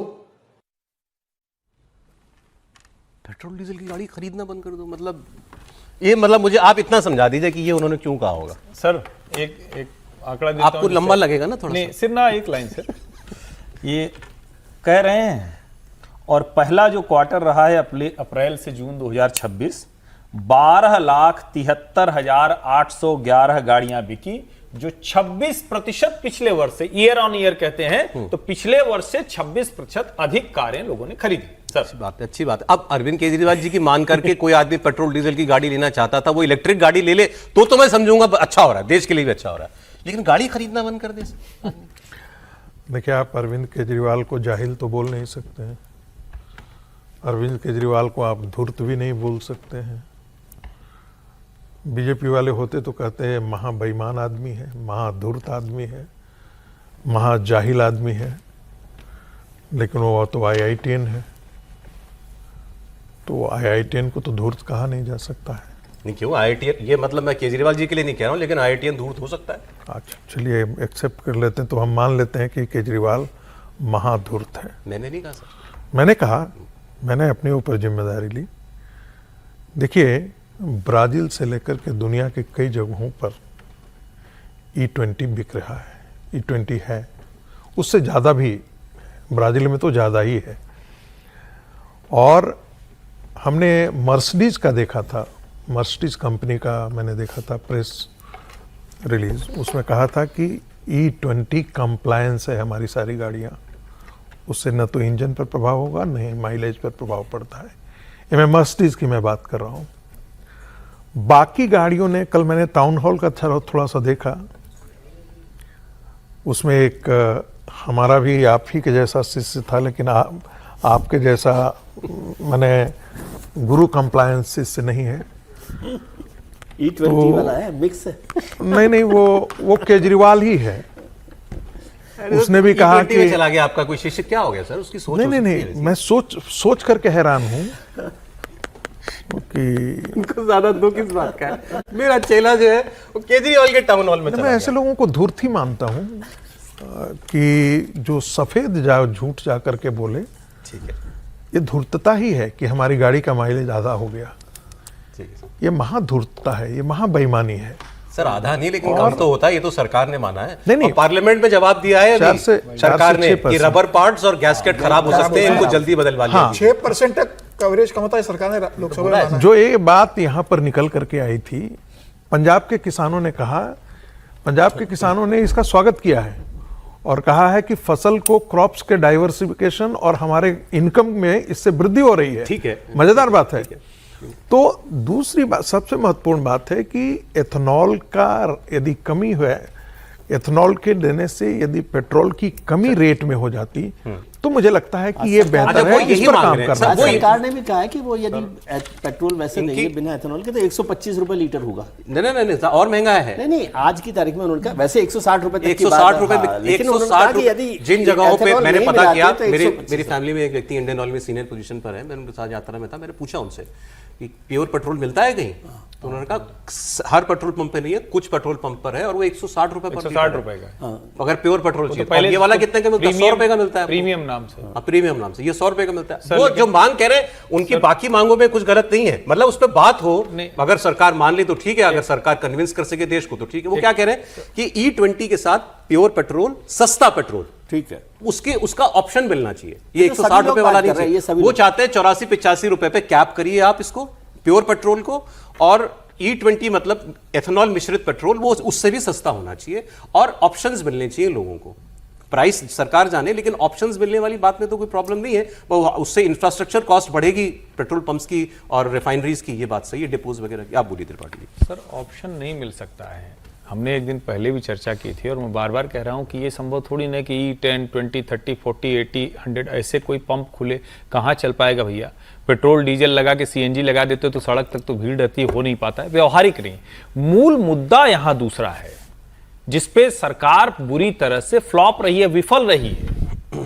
वो अपनी बात बताने की स्थिति में नहीं है, ट्रांसपेरेंसी नहीं है, लेट कमिंग है। जब सब कुछ हो गया तो बता रहे कि हम तो ये कर रहे थे। उनके मंत्री लगातार जो बयान देते हैं उसमें कभी कहते हैं कि अच्छा थोड़ा रबर घिस गया होगा, थोड़ा अच्छा इसमें ये आ गया। कोई नहीं कह रहा है कि आधा हो जाएगा, आधा माइलेज हो जाता तो रोज लोग सड़क पे गाड़ी खड़ी करके सरकार के खिलाफ विद्रोह कर देते हैं। ऐसा बिल्कुल नहीं। कोई कहे कि 20% गिर रहा है, वो भी गलत है। मैं तो बार बार उदाहरण देता हूं, मेरी 10 साल पुरानी गाड़ी, फिर भी ऐसा कोई बहुत नहीं घटा। लेकिन क्या सरकार को पारदर्शिता के साथ अच्छे से अपनी बात कहनी नहीं आ रही? नॉर्मल इसका पेट्रोल, जवाब है हाँ, नहीं आ रही। अब एक बात और जरूरी, हम प्रीमियम पेट्रोल नहीं लेते हैं, नॉर्मल पेट्रोल लेते हैं। और जो गाड़ी का एवरेज आज से 4 साल पहले था वही आज भी है। वही नॉर्मल का मतलब E20 है। लेकिन एक तथ्य और, जो इंडियन ऑयल के अधिकारी के हवाले से आपने कहा, प्रीमियम तो तब मिलता था जब शुद्ध पेट्रोल मिलता था। इसको समझिए, ये जो लोग कह रहे हैं ये इसकी जानकारी जरूरी है। जब शुद्ध पेट्रोल मिलता था, उसमें एथेनॉल नहीं मिलाया जाता था, तब उसके ऊपर एक प्रीमियम दिया जाता था। वो कहते थे इससे ज्यादा बढ़िया, इससे माइलेज बढ़ जाता है। नहीं, मैं प्योर पेट्रोल की बात कर रहा हूं। XP 95 जैसे करके वो प्रीमियम ही है, प्योर पेट्रोल है वो प्रीमियम, वही प्रीमियम है जिसको 160 पे बेचते हैं। अब कोई वैसी पेट्रोल जैसी चीज है एथेनॉल मिश्रित थी। सुनिए, मैं बता रहा हूं ना आपको, 3 तरीके के पेट्रोल मिल रहे हैं इस वक्त। E20 मिल रहा है अब सब जगह, जिसको आप नॉर्मल बोलते हैं ना, वो आपसे पूछता है कौन सा डालना, आप कहते हैं नॉर्मल, तो नॉर्मल है E20 मिलता है। इसके अलावा एक जिसको प्रीमियम की मैं शब्दावली में नहीं जाता, मैं भी कंफ्यूज जाऊंगा, एक ऐसा पेट्रोल होता है जिससे माना जाता है कि आपकी गाड़ी की Mileage परफॉर्मेंस बेटर हो हो जाएगी। जाएगी। वो पेट्रोल में बेसिकली कोई एक केमिकल मिलाया होता है। बिल्कुल। ठीक है, वो दूसरी कैटेगरी होता है। और तीसरी कैटेगरी है प्योर पेट्रोल। वो हर पंप पे अवेलेबल नहीं है, किसी पंप पे अवेलेबल है, वो भी किसी और नाम से मिलता है, उसको भी कोई चॉइसेस की जा सकती है, जरूरी नहीं कि सब पेट्रोल पंप पे मिले। जी। वो तो डिमांड के लेकिन वो हिसाब तो से कह रहे हैं बहुत गाड़ी मत खरीदो। नहीं, देखिए अब तो मेरे को चिंता हो ही रही है, क्योंकि हर्ष जी ने बताया 12 लाख गाड़ियां करीब हैं, इतनी गाड़ियां सर, खरीदी 3 तो अब महीने में। कल से तो कम 100 गाड़ियां तो कम खरीदी जाएगी ना, जो समर्थक सारे जा रहे हैं। अच्छा, 100 लोग जा रहे हैं ना, 100 लोग जा तो रहे वो हैं तो पूरे। अपनी गाड़ी लेके जाएंगे सर। अच्छा, नहीं, लेकिन वो तो नहीं खरीदेंगे ना अब गाड़ी कम हाँ, से कम। नहीं तो 100 गाड़ियों का गंजे वो तो ये वाली काम आजकल हो कौन सी जाएगा। गाड़ी से चलते हैं? बड़ी ही होगी, छोटी तो इनोवा में केजरीवाल जी घूमते तो थे, कोई इनोवा अपनी में। गाड़ी इनोवा से से घूमते इनोवा से घूमते हैं। वो बड़ी से ही चलते हैं। नहीं, मुद्दा देखिए वो नहीं है ना, वैगनआर बेच दिया। सबसे जो गंभीर मुद्दा है वो है कि सरकार ट्रांसपेरेंट तरीके से क्यों नहीं आई। सरकार को बताना बस चाहिए यही कि भाई मूल है। हम ये पॉलिसी लेकर और आए थे, मजेदार हमने बात ये है, स्टडी गाड़ी भी किया पंजाब था, इस सरकार पर की ये है। सारे एक लाइन काम हम हैं। बोलना नंबर की गाड़ी है। अगली खबर एक पे लाइन जाओ। जरूर और अभी नहीं, तो कोई- सरकार में ही अंदर पता नहीं है किसको कि कौन से मंत्री जी के हिसाब से सही है, कौन से मंत्री जी के हिसाब से सही है नहीं है, सर, किस पार्लियामेंट मंत्रालय में के पास statement है है। ये भी नहीं पता अभी तो। पार्लियामेंट में स्टेटमेंट है कि गाड़ियों के रबर पार्ट्स को और गैस्केट को नुकसान होता है, तो उसको तो जल्दी मान बदलना लीजिए है। ना फिर। मान ली, बिल्कुल मान ली पड़ेगा। और 5-6% माइलेज कम होता है, ये तो उन्होंने बताया है, हरदीप पुरी जी ने बताया, गडकरी जी ने 6% बताया। मैक्सिमम 6% तक जाता है। तो अगली खबर बता रहा हूं आपको। 19 साल के बाद बांग्लादेश की मशहूर लेखिका तस्लीमा नसरीन कोलकाता पहुंची। कल कोलकाता में उनका एक कार्यक्रम था और तस्लीमा नसरीन ने कोलकाता में रविंद्र सदन में स्पीच दी। उनकी ऑटोबायोग्राफी रिलीज हुई थी, जिस दौरान बंगाल के सीएम शुभेंदु अधिकारी इस दौरान वहां पर मौजूद थे। और उन्होंने कहा कि 19 साल बाद उनकी कोलकाता वापसी ये बताता है कि कोई भी अन्याय स्थायी नहीं हो सकता। उन्होंने कहा उनकी लड़ाई किसी पार्टी के खिलाफ नहीं है, महिलाओं के अधिकार और अभिव्यक्ति की आजादी को लेकर है। तस्लीमा नसरीन ने बांग्लादेश में बढ़ते कट्टरपंथ पर चिंता जताई। उन्होंने कहा कि आग की तरह फैल रहा है कट्टरपंथ बांग्लादेश के अंदर। और एक बात उन्होंने और बड़ी महत्वपूर्ण कही, उन्होंने इस कार्यक्रम में यह भी कहा कि जो उनके साथ हुआ था उसके पीछे उन्होंने कहा कि मुसलमानों को अंधेरे में रखने का काम केवल कट्टरपंथी लोगों ने नहीं किया। वो ये बंगाल की बात कर रही थी। केवल कट्टरपंथी लोगों ने मुसलमानों को अंधेरे में नहीं रखा, इसके पीछे लेफ्ट की भी बहुत बड़ी भूमिका थी। क्योंकि उस वक्त जब वो गई तो लेफ्ट की सरकार थी वहां पे, तो वो कह रही है कि लेफ्ट के लोगों ने भी इसमें साथ दिया, जिस तरीके से कट्टरपंथी लोगों ने के दबाव में, हिंसा की आशंका के बीच उनको बंगाल जो है वो छोड़ना पड़ा था। समीर जी, बिल्कुल ये अच्छी खबर है तस्लीमा नसरीन के लिए कि भाई अब इतने सालों बाद, 19 सालों बाद बंगाल लौटी, बांग्ला भाषी है और भारतीय जनता पार्टी की सरकार आ गई तो वहाँ उनको वो एक स्वतंत्रता रहने की भी आज़ादी मिल सकती है कि वो चाहे तो वो लंबे समय रह सकती है। लेकिन वही तस्लीमा नसरीन है, जब बांग्लादेश से वो रातों रात भागी थी तो वो यूरोप चली गई थी। और जब यूरोप में उनका इंटरव्यू हुआ था और उनसे पूछा गया था कि आप भारत भी जा सकती थी, या भारत नहीं गया, आप यूरोप क्यों आई, तो तब तस्लीमा नसरीन ने कहा था कि भारत और बांग्लादेश में बहुत फ़र्क नहीं है, वहाँ भी महिलाओं की आज़ादी बहुत नहीं है। जो महिलाओं को स्वतंत्रता और स्वच्छंदता यूरोप में मिल सकती है वो भारत में नहीं मिल सकती, और इसलिए मैं यूरोप आई हूँ। अब उस समय भारत की महिलाओं को और भारत की महिला पुरुष को लेकर इस तरह से विचार देने वाली तस्लीमा नसरीन को बाद में लगा कि भाई अब मुझे अगर जाना होगा तो भारत ही जाना होगा। फिर उसने भारत में अप्लाई किया। इंद्र कुमार गुजराल जब प्रधानमंत्री थे उस समय वीसा के लिए आवेदन किया था, अटल जी की सरकार में उनको मिला, वो भारत लौटी और यहाँ सुरक्षित रही। इतने लंबे साल सुरक्षित बंगाल में नहीं नहीं, बंगाल नहीं गई, बंगाल नहीं, दिल्ली में सुरक्षित रही, वो पूरे समय रही भारत में। जयपुर वो रही कुछ समय, वहाँ सुरक्षित रही। लेकिन जब बंगाल की बात आई तो वहाँ पर लेफ्ट की सरकार होने के कारण, ममता बनर्जी की सरकार होने के कारण, जिस तरीके से कट्टरपंथ हावी था, मुस्लिम वोटों के कारण, जिस तरीके से ममता बनर्जी ने तस्लीमा नसरीन को बंगाल के भूमि पर कदम रखने से मना किया कि आप यहाँ नहीं आओगे, और मुस्लिम वोटों के लिए ममता बनर्जी किया। अब भारतीय जनता पार्टी की वहां पर सरकार आई है तो वहां कोई भी हो, कट्टरपंथ किसी का नहीं चलेगा, आप आराम से जा सकते हो। अब खबर यह भी आ रही है कि तस्लीमा नसरीन कह रही है कि मैं बंगाल रहना चाहती हूँ। अब कितने दिन वो रहेगी ये देखने वाली बात साथ में ये जोड़ देना चाहिए कि कांग्रेस की जो सरकार थी जयपुर लिटरेरी फेस्ट में, उसे रोक दिया गया था, उसे नहीं आने दिया गया था। हाँ, वो रोका तो गया था। अशोक गहलोत की सरकार भी उतना ही जिम्मेदार है जो आज आजादी की बात करती है। वामपंथी भी उतने ही जिम्मेदार हैं जो इतनी आजादी, ह्यूमन राइट्स के बारे में बात करते हैं जी। उन वामपंथी सरकार ने बंगाल में भी नहीं होने दिया था, कांग्रेस ने भी नहीं होने दिया था। चलिए सर, एक ब्रेक का समय हो गया है। मतलब ये दोनों बातें ठीक है, क्योंकि कांग्रेस भी उसके खिलाफ मतलब हिम्मत नहीं इनकी दिखाई। बुक नहीं रिलीज हुई हाँ, भारत में। लेफ्ट ने तो लेफ्ट वहां पर बंगाल में उस तरह से उनके साथ रहा। और बीजेपी को इससे बेहतर मौका क्या मिल सकता है कि जो इस्लामिक कट्टरपंथ के खिलाफ लड़ाई लड़ रहा हो उसको सम्मानित ना करे। बिल्कुल सही बात ये बात इसमें मतलब इसमें तंज था तो मेरी समझ में नहीं नहीं कोई नहीं बात इसमें नहीं, तंज नहीं तो है। केवल कट्टरपंथ ही नहीं है, इस्लामिक कट्टरपंथ है ना। हाँ बिल्कुल सही बात है। पंजाब की कांग्रेस की कलह की खबर आपको मैं बताता हूं और कलह खत्म होने का नाम नहीं ले रही है। बीच में थोड़ा सा ऐसा लगा कि मामला थोड़ा संभाल लिया गया क्योंकि चन्नी जी की दिल्ली में सीनियर नेताओं के साथ मुलाकात हुई और चन्नी जी ने भी कहा ऑल इज वेल, तो हमने भी मान लिया ऑल इज वेल, लेकिन वेल सब कुछ है नहीं बल्कि ऑल इन दी वेल है। अब पार्टी के अंदर गुटबाजी सार्वजनिक मंच पर हो रही है, सबके सामने। पंजाब के प्रभारी भूपेश बघेल एक कार्यक्रम में थे, साथ में थे उनके पंजाब के प्रदेश अध्यक्ष अमरिंदर राजा वड़िंग, और उनके सामने ही अच्छा वड़िंग जी की और चन्नी जी की ही तो वो है ना बैर, इन्हीं वो चन्नी इन्हीं को तो हटाने के लिए अड़े हुए हैं और इनके सामने चन्नी जिंदाबाद वड़िंग मुर्दाबाद ये नारे लगने लगे। विवाद सुलझाने के लिए वहां भेजा गया है प्रभारी भूपेश बघेल जी को और उनके सामने ही कांग्रेस के कार्यकर्ताओं ने प्रदेश अध्यक्ष अमरिंदर राजा वड़िंग और खुद भूपेश बघेल के खिलाफ भी नारे लगाने शुरू कर दिए, उनका भी मुर्दाबाद हुआ। कार्यकर्ताओं ने पूर्व मुख्यमंत्री चरणजीत सिंह चन्नी के समर्थन में नारे लगाए, इल्जाम लगाया कि कार्यकर्ताओं की जमीनी आवाज पार्टी हाईकमान तक पहुंचने ही नहीं दी जा रही है। पंजाब के पटियाला में बघेल के सामने ये पूरा प्रकरण हुआ जब कार्यकर्ता नारेबाजी करते हुए बाहर निकल गए। उससे पहले संगरूर में भी हंगामा हुआ था। भूपेश बघेल पंजाब कांग्रेस के प्रभारी भी हैं और पिछले कई हफ्तों से वहां पर वो झगड़ा सुलझाने की कोशिश कर रहे हैं। उन्होंने बड़े लंबी कई दौर की मीटिंगें की। चन्नी गुट ने पहले उनसे मुलाकात करने से मना कर दिया था, फिर उसके बाद जब मामला बढ़ गया तो फिर खुद चन्नी ने एक बैठक आयोजित की जिसमें बहुत सारे कांग्रेस के नेता आए, उसमें भूपेश बघेल पहुंचे, उसमें भी प्रदेश अध्यक्ष नहीं गए थे। अब भूपेश बघेल चेतावनी दे रहे हैं कि जो भी अनुशासनहीनता करेगा उसको पार्टी से बाहर का रास्ता दिखा दिया जाएगा और एक उदाहरण देकर के बताने, देखो इन्होंने ऐसा किया था, उनके साथ हमने ऐसा किया। वो बयान आपको सुनाएंगे, पहले आप ये पूरा मामला जो है सारी नारेबाजी वगैरह ये एक बार जरा सुनवा दीजिए आप साउंड करके।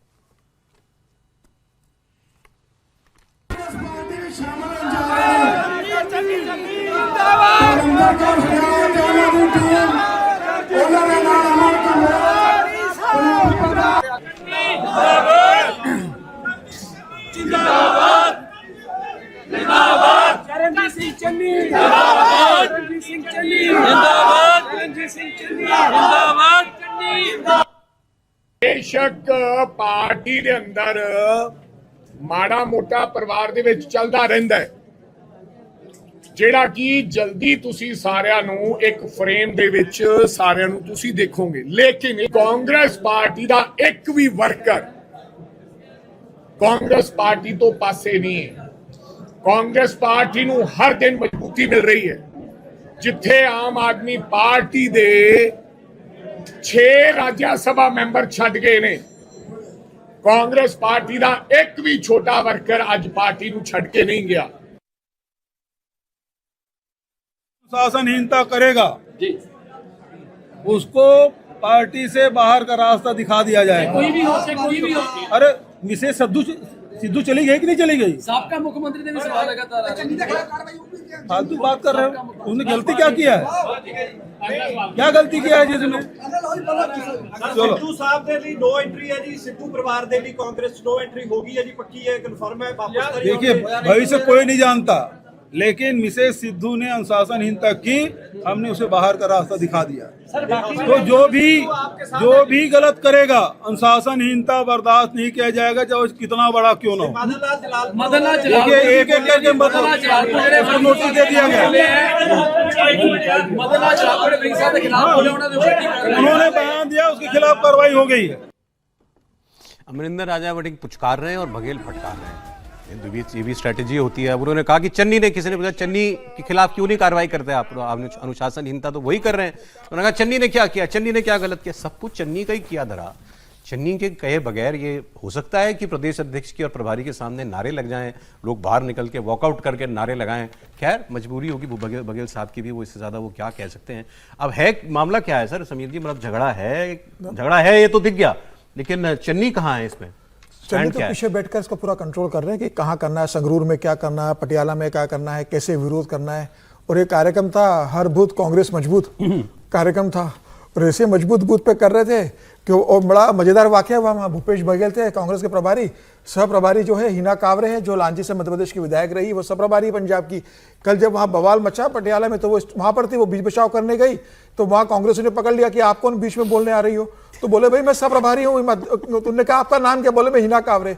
मतलब कांग्रेस के नेता भी इस बात को नहीं जानते कि हिना कावरे पंजाब कांग्रेस की सह प्रभारी है।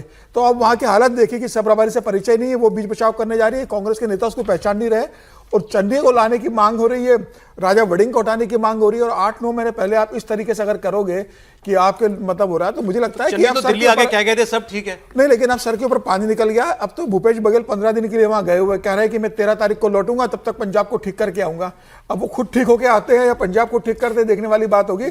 कितने लोगों को पार्टी से निकालेंगे, क्या स्थिति होती है। मुझे लगता है कि अब सर के ऊपर पानी निकल रहा है। राहुल गांधी को देखना चाहिए, मल्लिकार्जुन खड़गे को देखना चाहिए कि भाई जो अनुशासनहीनता करता है आप उसे तत्काल पार्टी से बाहर कीजिए। और अगर ये चलता रहा तो आपके अगर जीतने की कुछ संभावना बनी होगी तो फिर वही होगा जो आपका हरियाणा में हुआ था। अब उन्होंने उदाहरण भी दिया तो नवजोत सिद्धू का, मिसेज नवजोत सिद्धू, मतलब सिद्धू जी की वाइफ, कि उन्होंने क्या कहा था कि चीफ मिनिस्टर तो वही बनता है जो पार्टी हाईकमान को 500 करोड़ का सूटकेस देता है। ये उन्होंने क्या इसके बाद तो आप और party high command, Congress party high command, 2 लोग हैं जो अब भी मानते हैं कि चन्नी साहब कांग्रेस के साथ है, बाकी तो सब आप देखिए। सर सबने उनको बीजेपी ज्वाइन करा दी थी या वो अपनी पार्टी ज्वाइन नहीं किया बीजेपी, वो नहीं हुआ, लेकिन हाँ तो अभी तक कांग्रेस में है ना। और बघेल साहब तो कह ही रहे हैं कि उन्होंने कुछ नहीं किया। तो मैं कहा कि 2 लोग तो मजबूत तरीके से चन्नी साहब के साथ खड़े हैं कि पार्टी हाईकमान। बघेल साहब भी खड़े हैं सर, बघेल साहब भी खड़े हैं। हाँ मतलब वो पार्टी हाईकमान जैसे ही है ना, तो 2 लोग हैं। मतलब तो ऐसा लगने लगा है कि देखिए बीजेपी में बहुत सारे नेता हुए जिन्होंने पार्टी के खिलाफ पार्टी में रह के बोला, लेकिन पार्टी ने कभी नहीं निकाला उनको, वो अपने आप गए। नहीं, तत्काल उमा भारती ने सार्वजनिक रूप से जिस तरीके से बैठक में बोला कि जो लोग चुनाव नहीं लड़ते वो नेता बनते हैं, तत्काल उसको शाम को पार्टी से उमा भारती को निकाल दिया। और कई लोग हैं, यशवंत सिन्हा जी हैं, शत्रुघ्न सिन्हा हैं, ऐसे लोगों को मतलब मुझे लग रहा है कि वो निकाल दिए गए, ये निकालेंगे नहीं। अच्छा, कांग्रेस चन्नी के खिलाफ कार्रवाई करती हुई दिखेगी नहीं और पार्टी में रह के चन्नी कुछ रहेंगे नहीं। लेकिन उदाहरण आर.के. सिंह का भी है, जिन्होंने सब कुछ बोला उसके बावजूद भी कैबिनेट में बने रहे, हार जाने के बाद लगातार भारतीय जनता पार्टी के खिलाफ बोलते रहे, पूरा अपना लगता है उनको ये लगता है गुबार निकाल। कांग्रेस पार्टी छोटा उदाहरण है सर, सुब्रमण्यम स्वामी राज्यसभा सदस्य रहे, सारे कोई ऐसे मतलब कांग्रेस वाले तो शर्मा जाए, वो सब वो बोलते रहे। तो ये ऐसे है कि भाई तुम ही थक के नहीं तो करने नहीं, कई बार वो ये होता है ना। और मांग भी तो क्या रहते, केवल फाइनेंस मिनिस्ट्री, वो भी नहीं, मतलब कोई कितने दिन से मांग रहे हैं। बहुत दिन बाद ये मासूमियत दिखी, समय लगा, लेकिन आज या तो मैं कह रहा हूं कांग्रेस पार्टी को ये लगने लगा है कि चन्नी जी के बस का कुछ नहीं है। असल वही है, चन्नी जी को के पास फर्क नहीं पड़ेगा, इनके होने ना होने का हमको फर्क नहीं, होने ना होने नहीं, वो ये मान रहे हैं कि इनके पास विकल्प बेहतर नहीं है। उनके पास विकल्प बेहतर नहीं, कहां जाएंगे क्या करेंगे वो विकल्प बेहतर नहीं। ठीक सा मतलब अपॉइंटमेंट लेटर अच्छा मिला नहीं चन्नी जी को, ये है उनको ऐसा लग रहा है। चैनल उनको ठीक नहीं मिला, मन से नहीं है, लेकिन अब वो कांग्रेस मन से तो कांग्रेस के साथ नहीं है। लेकिन एक चीज बताइए, ऐसा मैं जैसे पूरा आसाम कांग्रेस जिस प्रकार से जी भारतीय जनता पार्टी में विलीन हो गई है, तो पंजाब कांग्रेस पर भारतीय जनता पार्टी ठीक से काम नहीं कर रही है। करना चाहिए, मुझे लगता है। नहीं है, क्या पता सरकारी बना ले। तो मैं वही कह रहा हूँ, पार्टी नहीं, मैं कह रहा हूँ भारतीय जनता पार्टी को अपनी सरकार बनानी चाहिए, मजबूत पार्टी पंजाब में। इसलिए कांग्रेस मतलब मैं तो यही हैरान होता हूँ कि जिन सिखों पर इतना अत्याचार किया कांग्रेस पार्टी ने, वो कांग्रेस के साथ खड़े कैसे होते हैं। अब आप फिर इसमें ये सोचिए, इसके बावजूद वो उन्हें बीजेपी क्यों नहीं स्वीकार है। सिखों पे अत्याचार कांग्रेस ने किया था। बात ये कीजिए ना, करनी है तो कि कांग्रेस ऑपरेशन ब्लू स्टार कराने वाला पार्टी चलेगी, उनको ये तो चलेगी क्या, दौड़ती है ये तो, लेकिन बीजेपी नहीं चलेगी, वो तो आरएसएस नहीं चलेगी, वो तो सिखों को बरगलाया गया है, वो तो सिखों को आत्ममंथन ऐसे कहते हैं सर, जहां दाल नहीं गलती की बरगला लिए गए, यही होता है। नहीं, बरगलाया ही क्या है, उनको सिख धर्म से, कई लोग सिख को हिंदू धर्म से अलग करने की कोशिश करने में बहुत। चलिए सर आगे बढ़ते हैं, ये बहस बहुत गंभीर है, किसी दिन करेंगे ये चर्चा, लेकिन क्योंकि ये बहुत सेंसिटिव और बहुत गंभीर बहस है। एक बड़ा बयान दिया गया है सुप्रीम कोर्ट के सीनियर जज जस्टिस उज्जवल भुइया की तरफ से। एक कार्यक्रम में उन्होंने कहा कि कोलेजियम सिस्टम पर ही उन्होंने सवाल उठाए। कोलेजियम सिस्टम जिसके तहत सुप्रीम कोर्ट में और बाकी सुप्रीम कोर्ट में होती है सर, हाई कोर्ट में भी कोलेजियम, हाई कोर्ट के लिए भी कोलेजियम, जजेस की सारी नियुक्तियां सुप्रीम कोर्ट को एक ही कोलेजियम, तो वो कोलेजियम सिस्टम के तहत होती हैं। मतलब जजों के प्रमोशन और तबादलों की प्रक्रिया पारदर्शी होनी चाहिए, ये बात उन्होंने कही। उन्होंने कहा कि किसी जज की नियुक्ति क्यों हो रही है, किस बिना पर, किस आधार पर हो रही है, लोगों को यह जानने का अधिकार है कि उनका जज कैसा है, किस बैकग्राउंड से आता है, कैसी सोच है उसकी। पिछले दिनों आपको मालूम है चीफ इलेक्शन कमिश्नर की नियुक्ति को लेकर के भी सुप्रीम कोर्ट में सवाल उठाए गए थे और सीईसी की सिलेक्शन कमेटी से चीफ जस्टिस को क्यों बाहर किया गया, ये सुनवाई के दौरान एक बात हुई थी। इस पर एक प्रकरण जुड़ा हुआ, वो आपको मैं बता रहा हूं।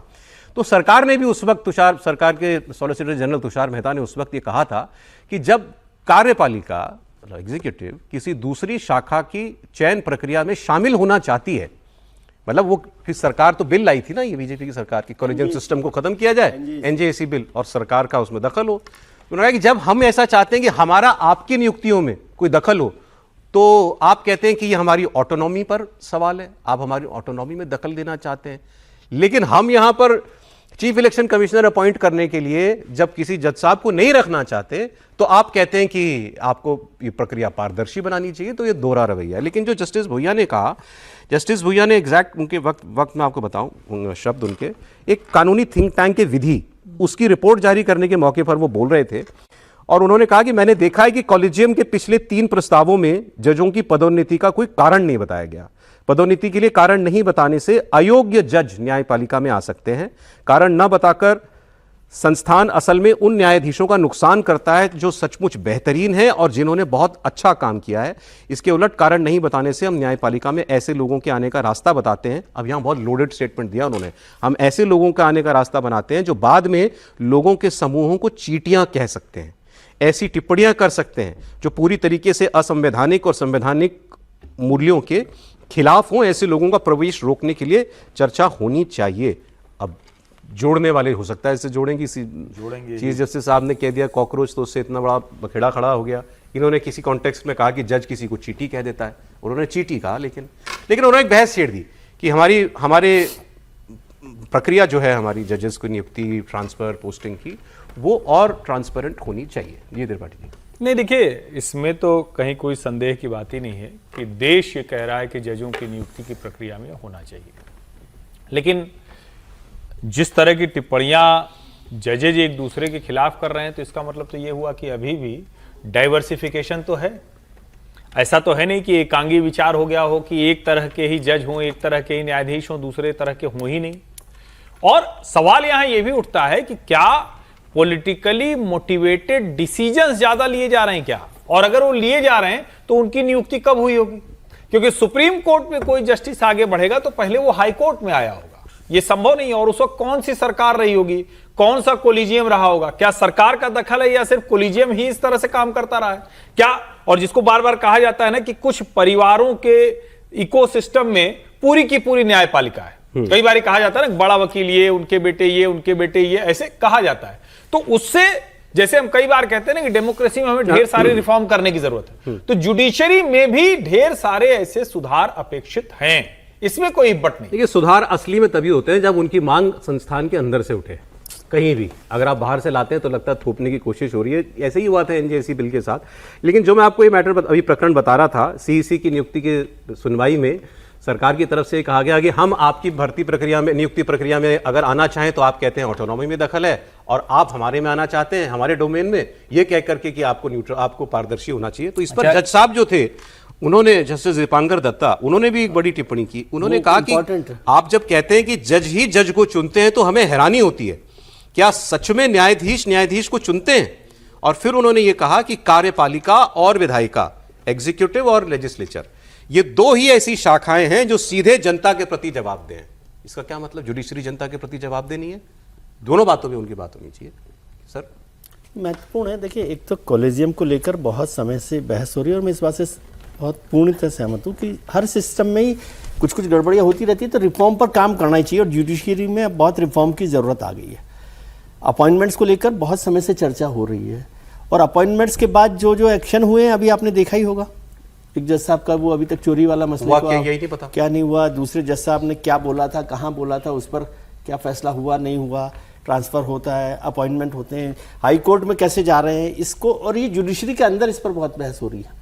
जुडिशरी में तो बहस अब इस पर भी हो रही है। बहुत सारे बड़े लोग हैं वकील, वो कह रहे हैं कि भाई बड़े वकीलों की ज़रूरत इसलिए पड़ती है क्योंकि जो मतलब बड़े, मतलब जो बहुत बड़े नामी वकील हैं उनकी ज़रूरत इसलिए क्योंकि जो दूसरे नंबर पर बड़े वकील हैं उनको मुकदमे की तारीख मिल सके। ये गंभीर बात बोल रहा हूँ मैं आपको। ये वकीलों की तरफ से, मतलब आपको तारीख नहीं मिल सकती। जो हर्ष जी बिल्कुल बहुत ठीक कई बात। बार कहते हैं कि आपको रात को 12 बजे मिल जाती है और आपको बड़े 12 वकीलों की जरूरत तारीख दिलवाने के लिए होती है, केवल तारीख दिलवाने के लिए होती है या कोर्ट दिलवाने के लिए भी होती है। मतलब सुनवाई हो जाए। हाँ, मतलब वहां पर एपियर तो हो सके, एपियर सुनवाई तो बहुत अलग मुद्दा बड़ा है। मुद्दा होगी हाँ, सुनवाई एपियर हो सके। दूसरा बेंच फिक्स करने के लिए भी होती है। ये सारे आरोप जुडिशरी के अंदर जुडिशरी के लोग लगा रहे हैं। हम लोग तो इसको इतना समझते ही नहीं है कि क्या हो रहा, लेकिन सरकारें हिम्मत नहीं करती। मैं बहुत कड़े तौर पर ये बात कर रहा हूँ कि वो जुडिशरी से कन्फ्रंटेशन नहीं लेना चाहती। ये तो आते ही बिल लाए थे, लेकिन वो चला गया, तो दोबारा भी एक्सरसाइज हो सकती थी ना, लेकिन वो नहीं हुई क्योंकि सरकारें जुडिशरी के साथ। जज साहब ने तो ये मानने से इनकार कर दिया कि क्या वाकई जजेस की नियुक्ति कर रहे हैं। नहीं, जुडिशियल कॉलेजियम का क्या मतलब है? नहीं, वो उनका कहने का मतलब शायद ये है कि वो आखिर में पास तो सरकार को ही करने होते हैं ना। नहीं, और सरकार कई बार बैठी रहती है, लेकिन खत्म ऐसा नहीं करती कि सरकार ने कॉलेजियम के जो जजेस हैं, नहीं, वो इनिशियल पार्ट ऑफ प्रक्रिया में दखल नहीं दे सकती सरकार, लेकिन उसके इख्तियार में जितना है उसको वो डिले करती है। इसको थोड़ा सा अलग करके भी देखिए। जो सॉलिसिटर जनरल ने कहा सीईसी को मामले में अपॉइंटमेंट को, वो बिल्कुल अलग मुद्दा है। इसको दोनों ये पैरेलल्स नहीं है मेरे हिसाब से। नहीं, देखिए, संविधान ने इसकी बहुत स्पष्ट व्याख्या कर रखी थी कि जो जुडिशरी में अपॉइंटमेंट होगा वो कार्यपालिका करेगी। संविधान आज तक यही है। कलेजियम सिस्टम जुडिशरी ने डिवाइज किया।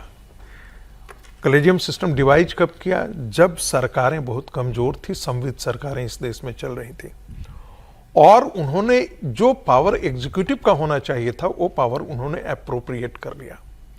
दुनिया के किसी भी बड़े देश में कोई हमें ऐसा समानांतर उदाहरण नहीं दिखता है जहां जुडिशरी को अपॉइंट करती हो। अब दीपांकर जी ने या किसी और जज ने कहा हो कि भाई क्या वाकई करती है, तो बिल्कुल करती है। और यहां तक जुडिशरी में और वकालत से जुड़े हुए लोग कहते हैं जी कि जजेज फिक्स कर देते हैं, उनको पहले पता होता है कि इनका बेटा इस दिन आने वाला है, ये कोर्ट में यहां से, यहां जज से यहां सुप्रीम कोर्ट में एलिवेट होगा।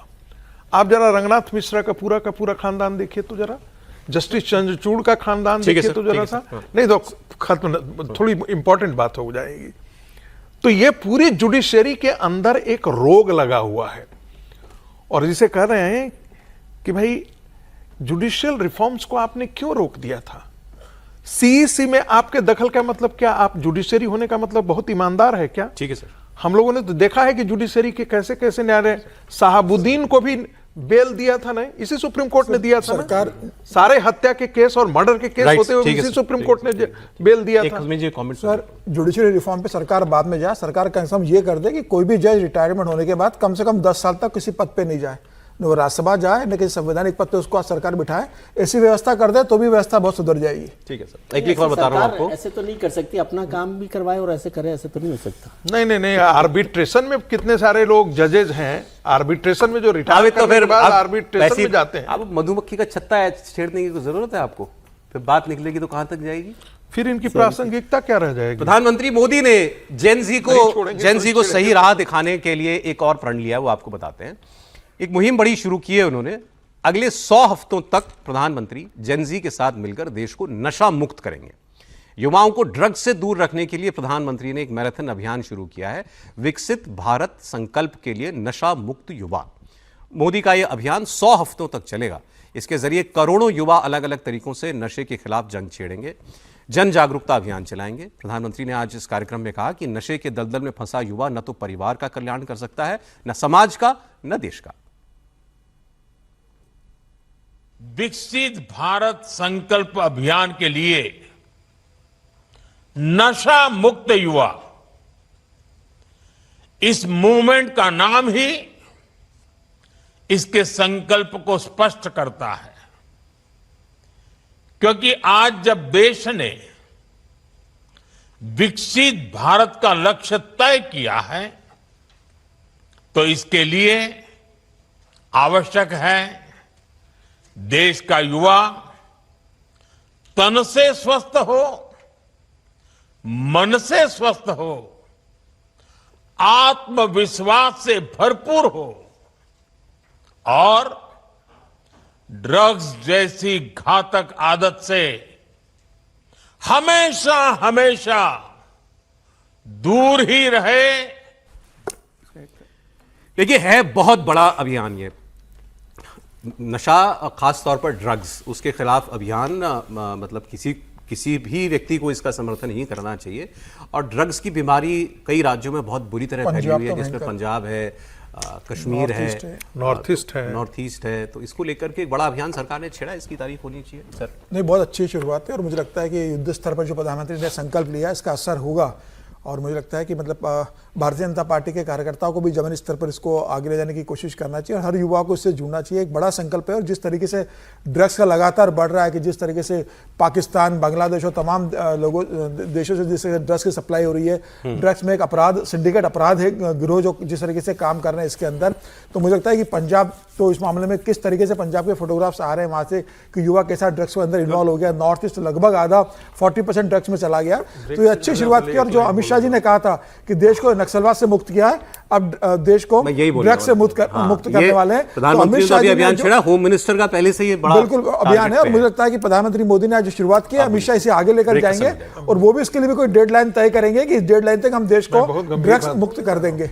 बहुत गंभीर बात। आप, मुझे लगता है कि आप दर्शकों का फीडबैक नहीं पढ़ते हैं। वो कल से हमसे पिछले एक सप्ताह से लगातार करते हैं कि समीर जी विजय जी के संपर्क में क्यों इतना बिगड़ गए हैं। मैंने पूरा लाइन ही चेंज कर दे रहे हैं पिछले 2 महीना से। कुछ कारण है विजय जी के संपर्क का असर के साथ चल रहे हैं। अभी तो ऐसी कोई बात नहीं की नहीं, अभी नहीं, लेकिन लगातार बोल रहे हैं। आप सहमत नहीं है इस अभियान से? नहीं, मैं तो सहमत हूँ। चारों मेहमान हमारे बने हुए हैं। कई सारी अच्छी खबरें, जल्दी जल्दी बढ़ते हैं आगे। पहलगाम आतंकी हमला हुआ, आपको मालूम है अभी, और उसके बाद भारत ने ऑपरेशन सिंदूर किया, जवाब दिया। बहुत दिनों तक पाकिस्तान की अकल ठिकाने पर रही, लेकिन उसके बाद फिर कुछ एक वारदातें हुई हैं। अब एक बार फिर से कुछ आतंकियों ने सर उठाने की कोशिश की है पाकिस्तान की शय पर। कुछ दिन पहले आतंकवादियों ने अनंतनाग में एक पुलिस अधिकारी को गोली मार दी थी। अब कुलगाम में पहलगाम की तरह एक टारगेट किलिंग की गई है। आतंकवादियों ने कुलगाम के केलम में 2 हिंदू मजदूरों को नाम पूछकर, धर्म पूछकर गोली मारी। ईंट भट्टे पर काम करने वाले दोनों मजदूर छत्तीसगढ़ के थे। 22 अप्रैल 2025 को पहलगाम में आतंकियों ने पर्यटकों को उनका धर्म पूछकर मारा था और उसके बाद उसी तरीके की ये ऐसी वारदात हुई है। 2 लोगों की, मासूम लोगों की इसमें जान गई है। एक व्यक्ति की पहले ही मृत्यु हो गई थी इस पूरे मामले में और दूसरा व्यक्ति जो है उसको गोली लगी थी, उसका इलाज चल रहा था, उसने भी दम तोड़ दिया। इस बीच जम्मू कश्मीर के पूर्व मुख्यमंत्री फारूक अब्दुल्ला का एक बड़ा विवादित बयान सामने आया। फारूक अब्दुल्ला ने पूछा है कि जब भी हम अपने स्टेटहुड की, मतलब पूर्ण राज्य के दर्जे की मांग करते हैं, उसी वक्त इस किस्म के हमले क्यों होते हैं? इसे हमारा ये भी पता नहीं, कौन मारने वाले हैं ये भी पता नहीं। इसी तहकीकात होनी चाहिए और ईमानदारी से तहकीकात होनी चाहिए कौन मारने वाले हैं। मुझे नहीं पता ये क्यों उस वक्त होता है जब हम लोग स्टेटहुड मांग रहे होते हैं। बड़ी अजीब बात कही फारूक अब्दुल्ला जी ने। उस वक्त होता है जब हम स्टेटहुड मांगते हैं, मतलब वो लोग मार रहे हैं जो स्टेटहुड नहीं देना चाहते। उनके बयान का तो ये मतलब है। आप किसके लिए कह रहे हैं कि कौन स्टेटहुड नहीं देना चाहता? स्टेटहुड पाकिस्तान का आतंकवादी को तो देना नहीं है। स्टेटहुड तो भारत सरकार को देना है। तो वो भारत सरकार के ऊपर सवाल खड़े कर रहे हैं, वो भी आतंकी हमले के मामले में। पहलगाम का हमला हुआ तो तब उन्होंने ये कहा था पता नहीं कौन इसके पीछे है। किसी और आतंकी हमले के बारे में वो लोग कभी पूरी जांच के बाद बताते हैं कि इसके पीछे कौन है।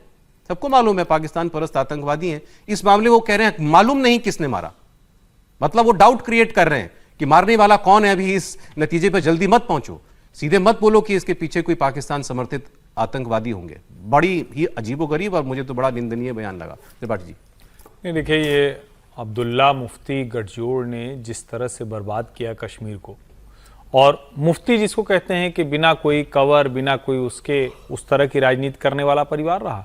और अब्दुल्ला थोड़ा सा कभी कभी भजन भी गा देना है, कभी कभी अच्छी अच्छी बात भी कर देना है, कभी कभी कुछ बोल देना है, लेकिन वो भी उसी एजेंडे पर चलते हैं। शायद उनको ये लगता है कि इस तरह की राजनीति करते हुए वो जम्मू कश्मीर के मुसलमानों को एक भ्रम में, एक उसको जिसको कहें कि अलग तरह का एक वातावरण दिखाते रहेंगे। लेकिन एक बात समझना चाहिए, और ये विशेष करके अब्दुल्ला परिवार के लिए उमर अब्दुल्ला समझ लें तो बेहतर है, क्योंकि अब तो उन्हीं को राजनीति करनी है, वही मुख्यमंत्री हैं। जिस तरह से वो लगातार आतंकवादियों को अपने बयानों से कवर फायर देने की कोशिश करते हैं, कभी न कभी तो जम्मू कश्मीर का मुसलमान उनका असली चेहरा देखेगा। और हो सकता है आज विकल्प नहीं है, उनको वो इसलिए नहीं चुनता कि वो बहुत अच्छे हैं, उनको वो इसलिए चुनता है क्योंकि वो मुफ्ती से थोड़ा सा ठीक है। ये थोड़ा समझना पड़ेगा। जम्मू कश्मीर में एक समय मुफ्ती मोहम्मद सईद के परिवार को भी लगा कि हम एकदम अलगाववादी आतंकवादियों के साथ जाकर और वहां की राजनीति कर लेंगे, खारिज कर दिया वहां के मुसलमानों ने भी। होगा एक कोई वर्ग होगा जो शरण देता होगा, लेकिन ज्यादातर जो एसओपीज हैं, एसपीओज हैं और जितने वहां के लोग हैं वो तो सब मुस्लिम ही हैं। और अब्दुल्ला परिवार, जिसको देश बार बार केंद्र में मंत्री रहे हैं, मुख्यमंत्री रहे हैं, 3 पीढ़ी से वहां शासन में है, और फिर भी आप आतंकवाद पे कुछ नहीं कर पा रहे।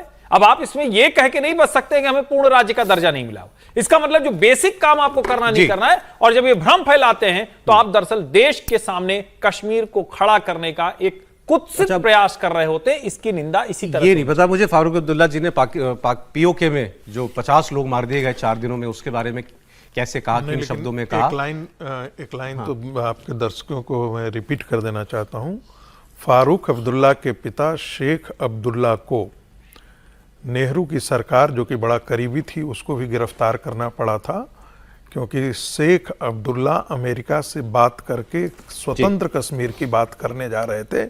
और ये चीज़ें उस समय के जो गोविंद वल्लभ पंत थे, होम मिनिस्टर थे, उनको ये पता लग गया था, और इसके बाद नेहरू पर दबाव बना करके उनको जेल डालना पड़ा था। तो ये परिवार गद्दारों का परिवार है, हमें ये भी नहीं भूलना चाहिए। पाक पीओके की खबर आपको मैं बता दूं, और उस पर भी हमारे यहाँ के नेताओं के अटपटे बयान आपको दिखाऊंगा।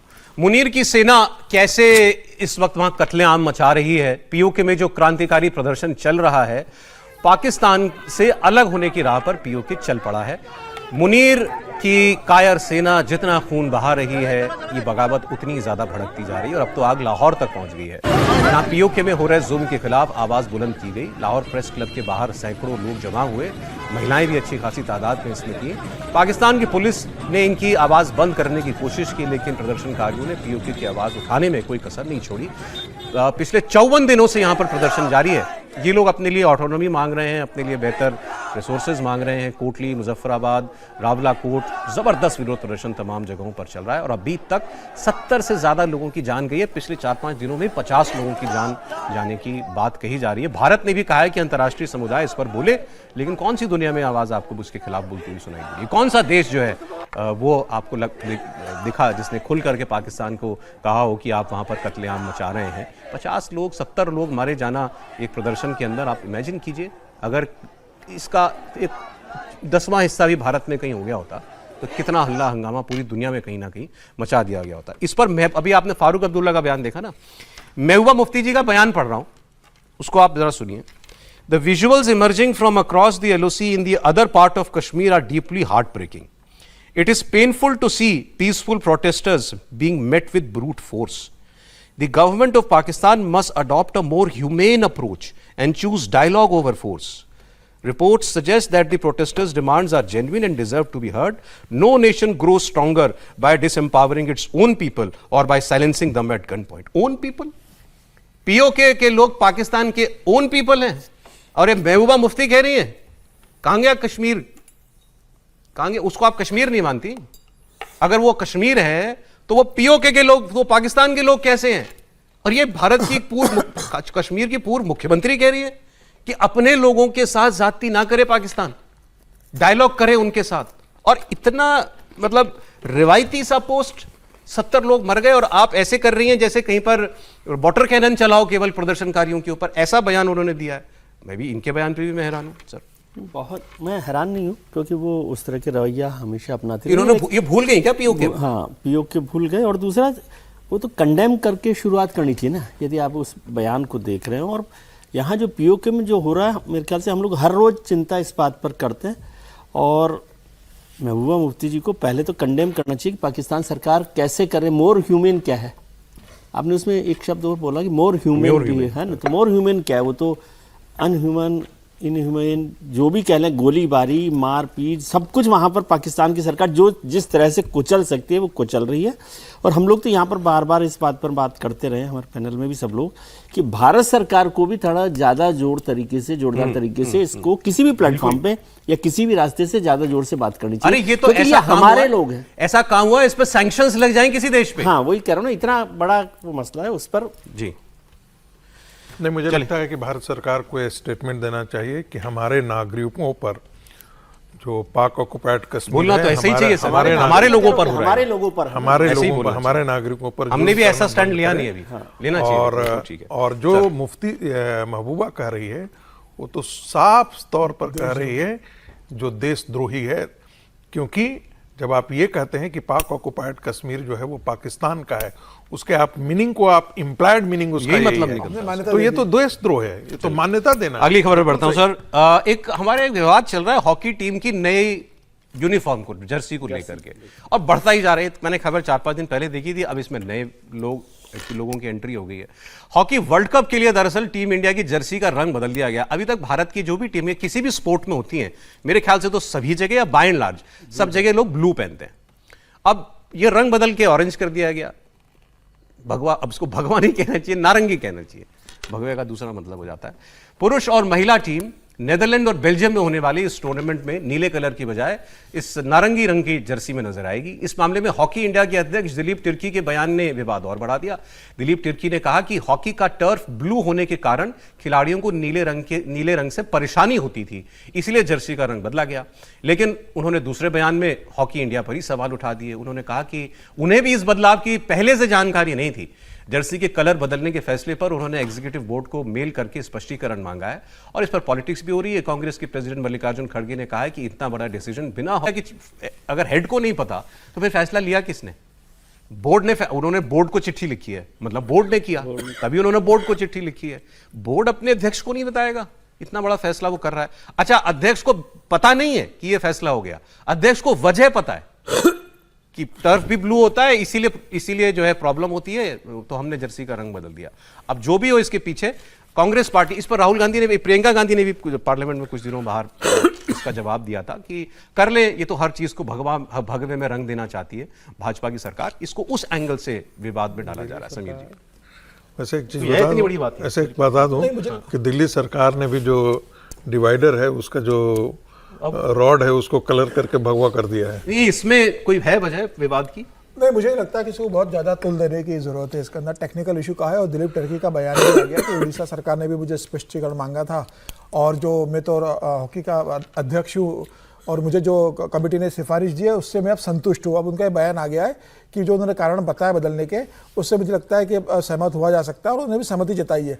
लेकिन मुझे लगता है कि एक अध्यक्ष के नाते दिलीप तिर्की को अगर भरोसे में पहले ले लिया जाता, उनके नॉलेज में होता, तो उनका जो बयान आया उससे जो बवाद, अध्यक्ष समझ गए, लेकिन जो कांग्रेस पार्टी कह रही है, कांग्रेस तो कभी नहीं समझेगी। आपको दूसरा कलर करते तब कांग्रेस तभी मानती जब उसको इसका काम हरा कर देते। अगर हरा रंग में कर देंगे तो कांग्रेस कहती है कि बहुत अच्छा किया। तो कांग्रेस को सब कुछ हरा करने की इच्छा रहती है, लेकिन अब आप भी राजनीति ला रहे हैं इसमें। नहीं, राजनीति नहीं ना सर, हरा कर देते तो कांग्रेस कुछ नहीं कहती।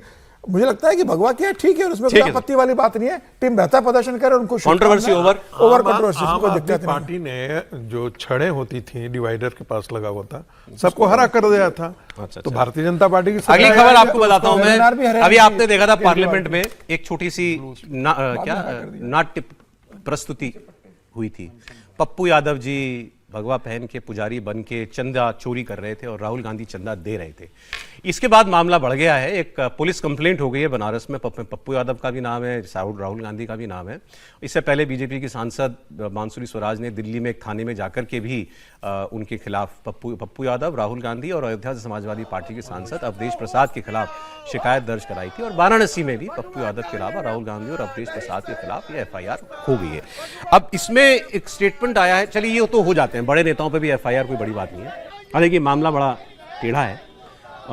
इस पर कांग्रेस पार्टी का जो है एक रिएक्शन आया है, क्योंकि उस पर आरोप लग रहा है कि आपने धार्मिक आस्थाओं के साथ खिलवाड़ किया। चढ़ावा चोरी को आपने सीधे पुजारी चोरी कर रहा है ऐसा दिखा दिया। पुजारी ने कौन सी चोरी की, कौन से साधु ने चोरी की थी। तो ये बात जब सामने आई तो इस पर कांग्रेस पार्टी के एक सीनियर नेता हैं प्रमोद तिवारी, उनका रिएक्शन आया है इस पुलिस कंप्लेंट होने पर। वो देखिए। सनातन धर्म की होलसेल व्यापारी न बन जाए भारतीय जनता पार्टी। आस्था एक व्यक्तिगत विषय है।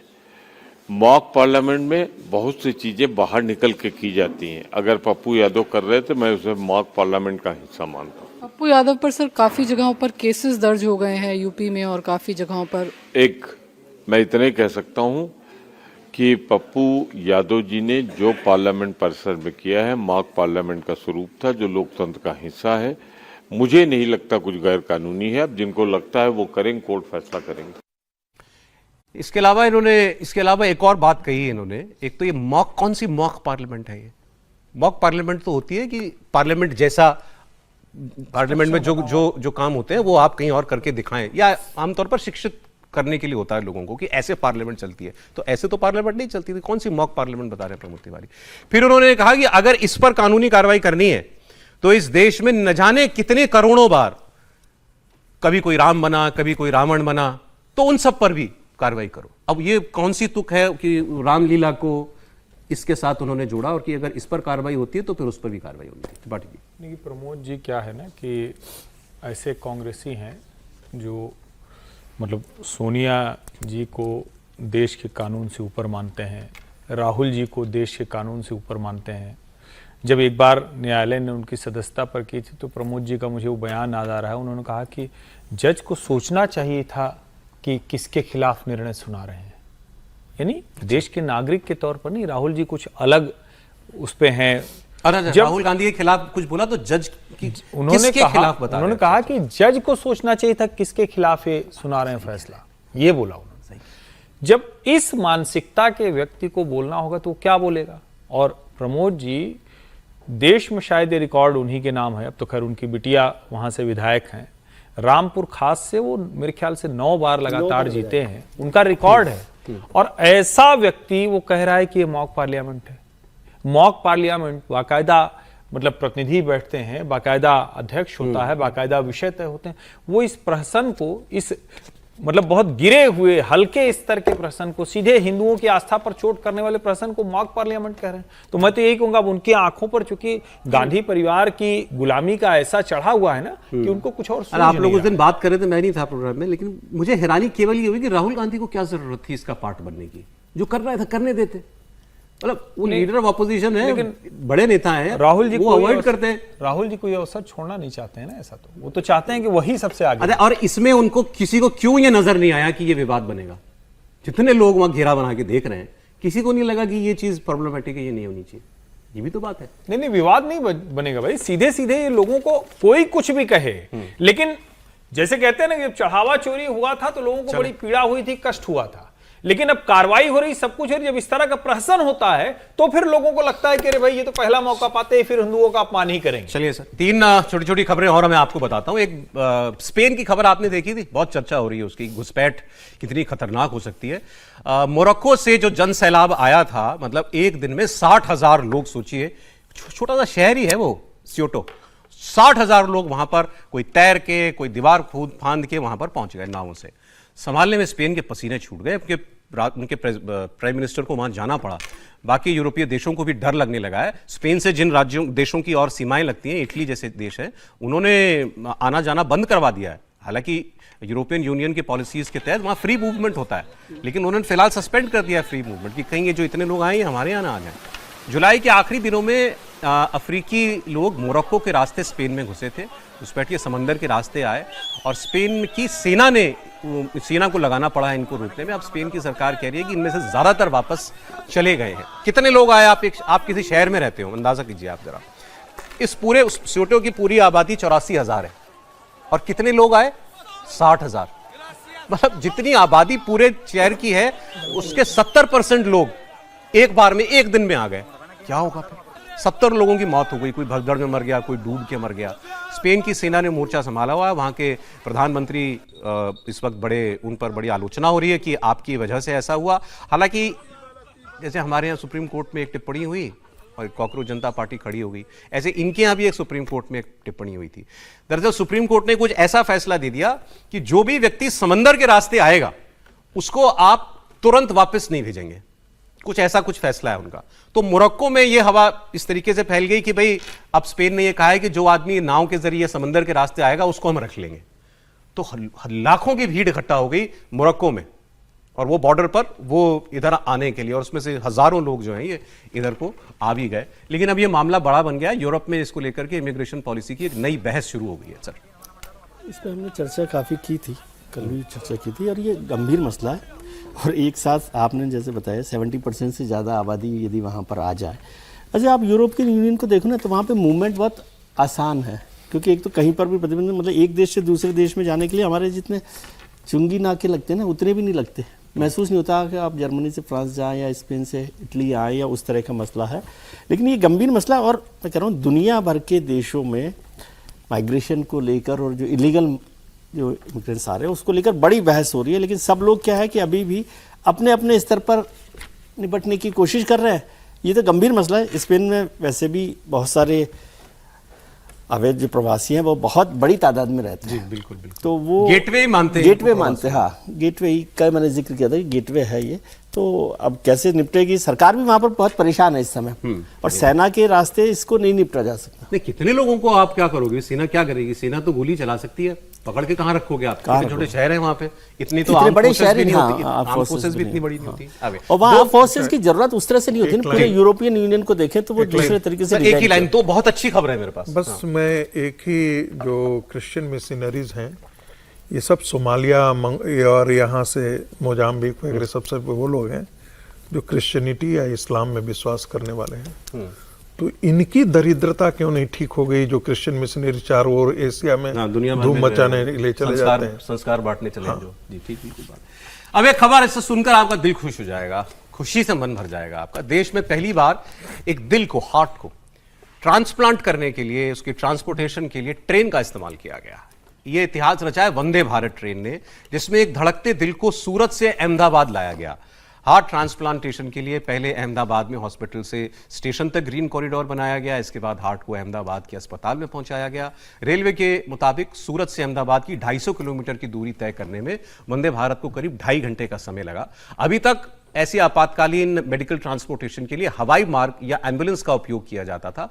पहली बार ट्रेन का इस्तेमाल किया गया, और वो भी वंदे भारत ट्रेन का इस्तेमाल किया गया। तो अपने आप में एक ये पहला मामला है इस तरीके से किसी ऑर्गन को कामयाब तरीके से ट्रांसप्लांट करने का। समीर जी, नहीं मतलब बहुत अच्छी खबर है ये, ट्रेन के माध्यम से करना, 2.5 घंटे के अंदर दूरी को तय कर लेना, ये एक अच्छी शुरुआत है। और अभी तक ये माना जाता था कि भाई इस तरह से इमरजेंसी है, कुछ भी है तो प्लेन का ही इस्तेमाल होगा। कोई कल्पना भी नहीं कर सकता था कि ट्रेन से इस तरीके से धड़कता हुआ दिल ट्रांसपोर्ट किया जाएगा।